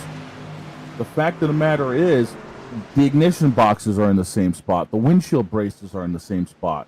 All of your gauges are right where they would be. So this is your exact sight line. So this is what you would be looking at. Yeah, I mean, here's the thing, and I've said this, 100 times now. You can play MLB The Show and think, wow, what great graphics. But you're not standing there with a baseball bat or a glove. You can play Madden until you're ready to throw up, but you're not hurling the ball down the field to, a wide receiver. On iRacing, you can build all but a full racing simulator that looks like a real car. In fact, in this league, Tony Burt and John Bawalda each have... Now, John Bawalda's is a quarter size. Tony Burt has a full-size race car in his garage that is his sim. And, I mean, it's not unheard of. And that's just the immersion factor of it all. Absolutely. And that's why even in these broadcasts, I mean, we're sitting here and we're kind of shooting the breeze, waiting for, some close racing action to happen. As I say that, Chris Custer and Richard Pruitt are now going at it. Now, Custer gets right here to the rear of Pruitt. But as I say that, even our broadcast is pretty darn close if you look at the graphics and the quality of them to the real world. Yeah, and that's just the evolution of what's been going on here. I mean, I've been doing this 17 years, being behind the wheel. It'll be 18 in October. And to see the evolution of when I started with stuff like NASCAR Thunder 2002 and NR03 and stuff like that, to where we are now with iRacing, the graphics stuff, the way the vehicles are driving. It's incredible to see just the leaps and bounds that have been made. Near trouble for Mitchell Davies, but Davies gathers it back up here with 13 laps to go. And, to your point, I remember being a kid and, the Mad Cat steering wheels and things that you could get for a PlayStation. I remember a buddy of mine having a Mad Cat steering wheel and playing NASCAR 98 and NASCAR 99. And, thinking, oh my God, this is the most real that it's ever going to be. Oh my goodness. And now 25 and 26 years later, it is just a monster. And then when you look at some of the graphics from the original NASCAR Racing Online, like Papyrus, I mean, the evolution of this, I can't imagine. I mean, Dale Earnhardt Jr. talks about when he and his brother Jeffrey were living together and running up the phone bill. I don't know if you ever heard that story on the DJD, but Yeah, they talk about using dial-up internet to go iRacing. When back then it was NASCAR Racing on Papyrus. And then I looked at the graphics of that back in the day, and I'm like, why on God's green earth would you run your long-distance bill up for that? Well, back then, that's what they had, and that was, King Kong out there. Nowadays, we look at it, and it's like watching RBI baseball for Nintendo compared to MLB The Show for Xbox. Oh, God, yeah. Yeah, 1,000%. And frankly, fellow YouTuber, streamer, and now officially a Nordschleifer driver, Jimmy Broadbent, said it best. The cars may be fake, but the competition is real. And right he is. I mean, even with 10 laps to go, we're watching here side by side goes the 66 of Chris Custer. He's got John Wilco just alongside of him. Now, Wilco falls back a little bit as Chris Custer and Sean Rogers starting to go at it. Ron Fitting gets in the middle, is Fitting underneath of Rogers. And right now, these drivers are back here kind of mired in that 13th position. I mean, Brandon Minto out of Norman, Oklahoma, usually an incredibly strong driver. Even with an update like we saw today, we're seeing that affect a race tonight. And Jeremy Paris has obviously figured out the secret, so to speak, as he and Ryan Fisher lead this thing. 1-2 they go. Gabriel Lafreniere running in third. Ryan Rose in fourth. Claude Ferlin, Paul Hill, Brandon Minto, Rich Jett, Mitchell Davies, and Sylvain Joly make up your top 10 with 8 laps to go. But, the other thing is, and I happened to see it, a couple of days ago on TikTok, the graphics from the original Flight Simulator game. Yes. That should almost be a sin. Nowadays, yes, it really should be, because look at, again, the evolution of where things have gone. Oh, yeah. It's incredible. And I mean, back then, when I was playing on Windows 95, Windows 97, and 98, I thought that was cutting edge. I mean, don't get me wrong, because of when it was cutting edge back then. I'm curious to know I'm curious to learn what we're going to see moving forward, because if you look at the technology that we had 25 and 30 years ago, and now you try to look down your crystal ball and 25 to 30 years in the future, we're basically going to be, all but ensconced in these virtual race cars. Oh, and some people are, because they're running the VR headsets. And that's the evolution of where this is going to go, is more and more people are going to end up probably with VR headsets and actually being able to sit inside the vehicle itself and look around. I am so curious about the VR experience. I know a lot of people talk about motion sickness and things like that, but I'm still game. I still want to try it. A friend of mine has a headset that he uses when he drives from time to time, and I'm telling you right now, it is literally night and day from sitting behind, even with what I've got here in my setup with like a 27, 28-inch monitor. It is vastly different. I'm just so curious. I know the frames per second aren't very high. I think you can only get 60 out of those at this time. Mm-hmm. But I mean, I've got triples, and I'm used to if I race with my triples, I can get 120 frames per second. And I think about slowing it down to the 60 frames per second. I'm like, oh my goodness, I give up frames. But wow, the immersion that you must feel still must be incredible. Yeah, 4 laps to go here at the line for Jeremy Paris. He has just come out of nowhere and began to dominate the latter half of this race. Yeah, that 05 truck has definitely saved something for the end of this, and I think that last pit stop he had probably made a couple of adjustments because the way this track was starting to rubber in and slick up because of track temp. I think he had a little something saved, and he's finally starting to show it, and that had to be the winning strategy so far. Don't tell me he thinks something. And all of us, I don't know what in the world just happened. I think, so here's, Claude Furlan just spun around Steve Herring in the 89. And that's going to trigger NASCAR overtime. Well, as Darrell Waltrip would say, this changes everything. It sure does. Now, folks, what we mean by NASCAR overtime, here are the rules. When we go back green flag racing, the green flag will fly. Barney's up there waiting for it with bated breath. When the green flag flies, we will race around back to the white flag. If a caution should come out between the green flag and the white flag, we will rack them, stack them, and do it all over again. And in this league, they get 3 shots to do it. If the white flag flies, the next flag finishes the race, whether it's checkered, yellow, green, pink, or whatever happens to come out of that flag stand, that will end the race. So Jeremy Paris has a big job to do holding off Ryan Fisher and Gabriel Lafreniere. And, man, Shane, I know that you don't get a whole lot of time to watch Ryan Fisher, but every time I see him, this guy is salivating for a checkered flag. I think we're about to see one of the best finishes of the season so far between the 05 and the 04.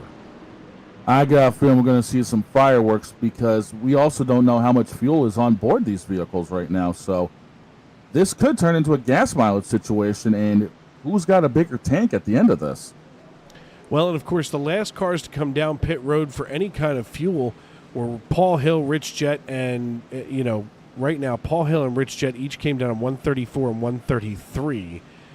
Claude Furlan came down on 125, Ryan Rose on 101. So he's up here on the oldest tires and the lightest fuel load as we speak. And Paris, Fisher, and Lafreniere all came down on 125. Okay, so Rose might be the only concern when it comes to fuel right now. Everyone else is probably going to be okay. Well, it's going to be a good one when we come back green flag racing. We're going to step aside for just a quick break. Here on Sim Race Media, we want to thank you for tuning in as we go NASCAR side-by-side for just a few moments here. Thank you for tuning in, and we'll be right back. Racing isn't easy, but experiencing it is. iRacing puts you in the driver's seat with the industry's leading sim racing game. Drive on laser scan replicas of the greatest racing circuits from around the world. Go head-to-head against other drivers chosen by skill-based matchmaking to ensure competitive racing at every level. Compete across all your favorite series. In officially licensed cars, engineered to deliver the most accurate driving experience possible.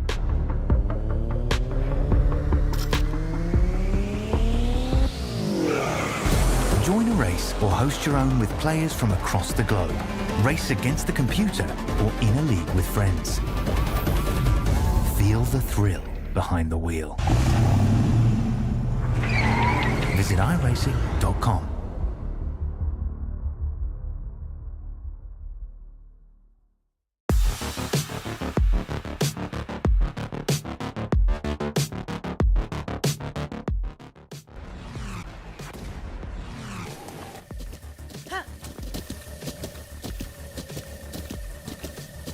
With the Butt Kicker Gamer 2, what you see and what you hear is what you feel.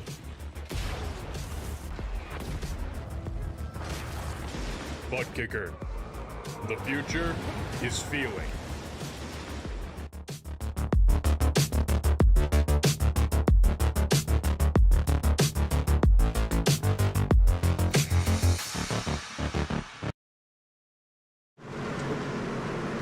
Welcome back to Gateway Raceway here at Worldwide Technology Raceway. Jeremy Paris, your race leader. NASCAR Overtime about to be engaged. Dave Regal and Shane Lake with you here in the Sim Racing Media broadcast booth. Shane, it's all come down to this, and we might not be done yet. I got a sneaky suspicion we're about to see a lot of bent sheet metal and probably some more upset drivers by the time this is over, because I got a feeling we're about to light some fireworks off. Jeremy Paris leading us through turns 3 and 4 just behind the iRacing.com pace car. The pace car makes that awkward turn down pit road. It is a little strange here at Gateway as Paris comes out of turn 4 past the 5-hour energy banner on the inside wall. We hit the Geico restart zone. NASCAR overtime. Here we go. And it's definitely getting dicey early here. Jeremy Paris running away from Ryan Fisher and Gabriel Lafreniere. They're going to be battling it out for P2. I don't think we've got to keep an eye too close on Paris as we look from above now at Lafreniere and Fisher. Now Ryan Fisher in the 04, he's chasing Lafreniere down as we come into turn number 3. We haul it out of turn 3, and these two drivers still neck and neck getting ready to come down here. As the white flag comes out, Barney says, popsicle sticks go down, white flag in the air, we're racing back to checkers. And that means we're going to have ourselves a solid finish here, because I'm pretty sure Paris is checked out because he ain't even bothering to look in that rearview mirror to see these two. A bobble out of the 04 allows Lafreniere to run away from him. So all of a sudden, the 04 of Ryan Fisher falls behind Gabriel Lafreniere by about 0.3 of a second. Jeremy Paris leading us back around here out of turn number 4. All of a sudden, Barney switches flag colors. Jeremy Paris comes across the line first. Gabriel Lafreniere second. Ryan Fisher finishes in 3rd position. But Jeremy Paris, the story of the night, comes all the way back from 11th position to take the checkered flag here to notch himself another win in the Tuesday Night NASCAR Truck Series, just ahead of Gabriel Lafreniere and Ryan Fisher. That 05 had something for him at the end after that final pit stop he made, and he showed his hand, and it was the strongest one tonight. It certainly was. He definitely had a pair of pocket aces there, as he's going to want that. This is going to be win number 5 on his belt for the season. So Jeremy Paris, with no sponsor on the 05, still manages to rep himself as he comes back here to the start-finish line to celebrate. Somebody put a decal on this 05. He needs it. Buddy, I have been campaigning for him for weeks now, and no takers. You know what? I got somebody up here in my neck of the woods that wouldn't probably mind sponsoring him. I'll get in touch with them, see what we can come up with. I got to get Lafreniere yet.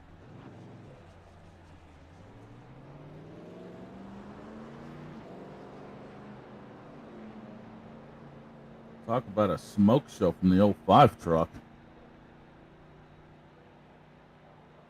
Quite a smoke show and quite a race show from Jeremy Paris after starting in 11th position, notches win number 5 on the season as he takes that Polish victory lap. Hey, Jeremy, it's Dave up in the booth. You got me? Yes, sir, Dave. How are you?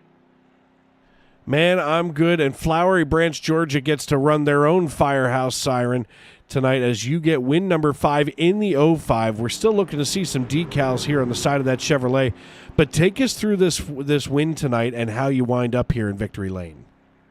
Dave, I have no idea, honestly. I usually thank the crew chief and the engineer, but they took the week off, and we ran the fixed set and made some adjustments throughout the race and hope for the best. I really like the new build. You're kidding me. The fixed set. That is a fixed set. Oh, my God. That is priceless. That's the best thing I've heard all day. That's awesome. I had to work, so that's all I got. Oh, my God. A fixed setup just absolutely smoked everyone at the end of this. You did. Yeah, I mean, we had a little strategy there, so the crew chief showed up today and helped make some adjustments and definitely helped with the strategy. But, that's when they do a build on Tuesday and you got a league race on Tuesday and you got to work on Tuesday, then, hey, you just run what you got. You realize that 31 other grown men right now just threw up on their racing wheels. There was more fixed sets out there tonight than normal, I assure you. Well, if there were more fixed sets out there tonight, they didn't show as well as you did here in the 05. I am literally speechless. You've left this man here in the broadcast booth without a thing to say as you come back down onto pit road. Before we cut you loose tonight, who else helps you get it done in the 05, and where can they find you to get some decals on the side of this Chevrolet? You know, they can reach out to me right there in the TNN Discord. Great place to find us. Chris got a real good thing going there. We appreciate what he does. I don't know how he does it, but we do appreciate it. And thanks to you guys for putting on these broadcasts. This one probably wasn't too bad, but some of them can get a little long and strung out, and you guys do a good job with it. So, well, trust me, tonight I got to give all the credit to Shane for popping in here. I kind of got him like a drug dealer. I said, "Come on, Shane, you want to come over here, right?" And I held that white bag of racing fluid right in front of him, and he was like, "All right, here I come." There you go. That's what you got to do. All right, buddy. Listen, congratulations. We'll see you in a couple of weeks. It looks like we're off the rest of this month here in the Truck Series, so we'll see you when we come back. I appreciate it, Dave. Well, that just about settles it for Jeremy Paris. I mean, good Lord, what a finish for him in a fixed setup.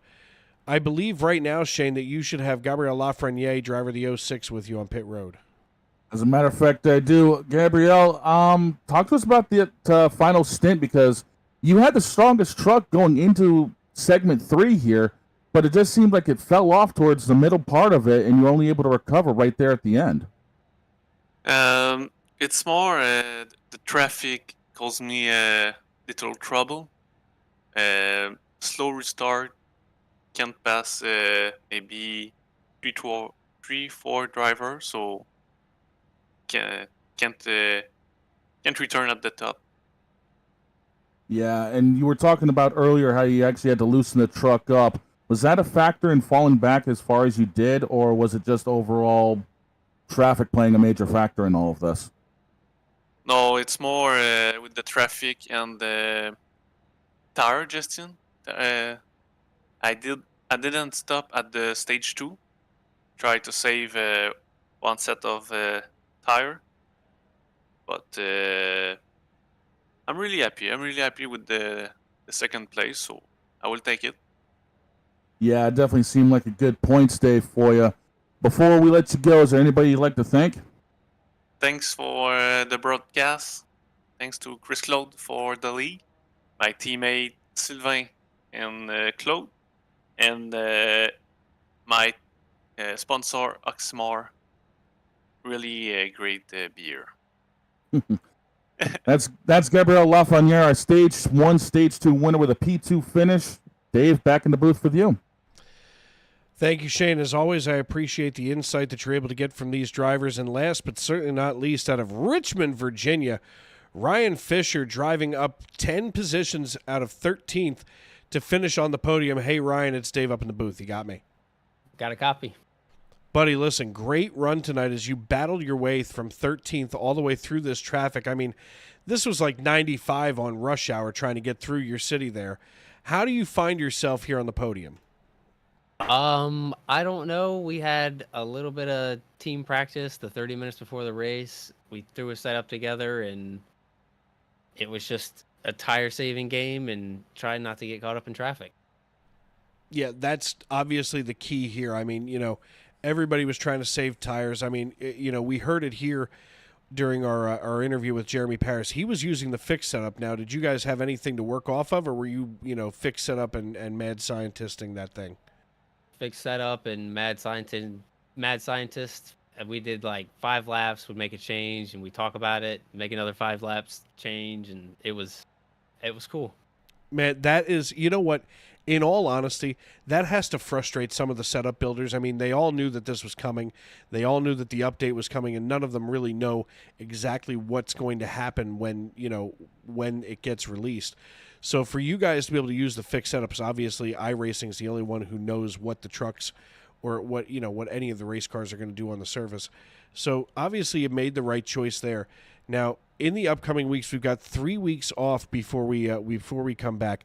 What are you going to do to prepare, for basically the return in July at Nashville Superspeedway?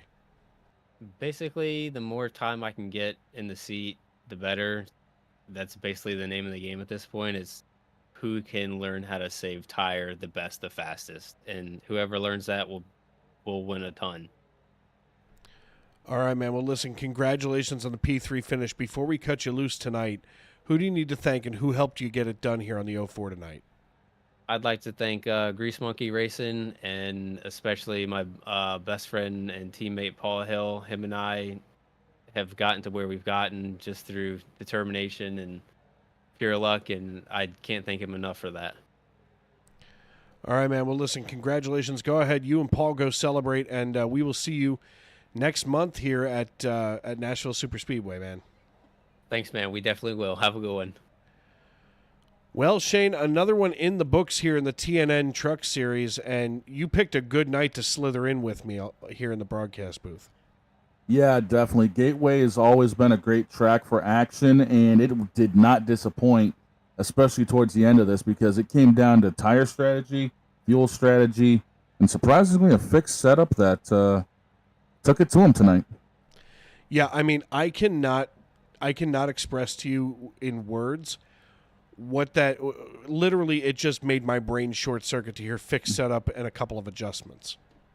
Yeah, but at the same token, when you need to work on the fly and you only have a half hour, 45 minutes, as some of these guys actually do, that's actually not a bad base to work off of. So you never know what can come out of it. 1,000% correct, sir. As we take one final look at our results tonight, Jeremy Paris brings home the checkered flag. He captures it just ahead of Gabriel Lafreniere and Ryan Fisher, who join him on the podium. Ryan Rose finishes in fourth with Claude Furland, rounding out your top five. Paul Hill and Rich Jett finish sixth and seventh with Brandon Minto, Sylvain Joly, and Mitchell Davies rounding out your top 10. Richard Pruitt, Michael Witt, Chris Custer, and Ron Fitting finish 11th through 14th, while John Wilco brings home 15th position honors. Jeff Carson out of Cross Junction, Virginia, comes home in 16th, with Sean Rogers and Stoney Benfield in 17th and 18th. 19th position goes to Matt Mackin, while Chris Claude rounds out the top 20. Shane? I actually don't have that list in front of me right now. And here we are. I'll do the rest of them then. Tane Hodison comes home in 21st, with Steve Herring and Daniel Moynihan in 22nd and 23rd. Randall Watkins, Mr. 305, gets the 27 home in 24th position, while Mikey Mack out of Cape May, New Jersey, comes home in 25th. Jacob Quill and Noah Hamilton come home 26th and 27th, while Jonathan Crosby comes home in 28th. Will Young, Tyler Hunter, and Diego Rodriguez finish through 31st, while Anthony Savignano, last week's winner, finishes dead last in the field after just a few laps in the 50 before getting involved in a pretty nasty wreck early on in this race. But the story of the night was the fixed setup and the mad scientist, Jeremy Paris, driver of the 05. So, folks, if you're looking to get your brand out there, I cannot stress enough, we got to get some stickers on the side of that Chevrolet. Oh, for sure. After a performance like this, he deserves to have that truck sponsored next time out. Yes, sir, without a doubt. Well, listen, I want to thank everybody for tuning in tonight in the YouTube.com live chat. We thank everybody who is cheering our drivers on, who is, keeping us entertained up here in the broadcast booth. We thank you for welcoming us into your homes, onto your phones, wherever you may be and however you may be listening. We thank you for that every week here on Sim Racing Media. I'll be back on Thursday evening right alongside of Shane Lake as we get ready to call the Racers Elite Next Gen Cup Series. It'll be the finale at 7:30 p.m. on Thursday right here on Sim Racing Media. And then, of course, I'll be back once again on Sunday night for Sunday Night NASCAR Cup Series action live from the Tony Trapassa Memorial broadcast booth. And tomorrow and every day as you walk down the road of life, please don't play in traffic. Good night, everybody. Until we meet again, take care.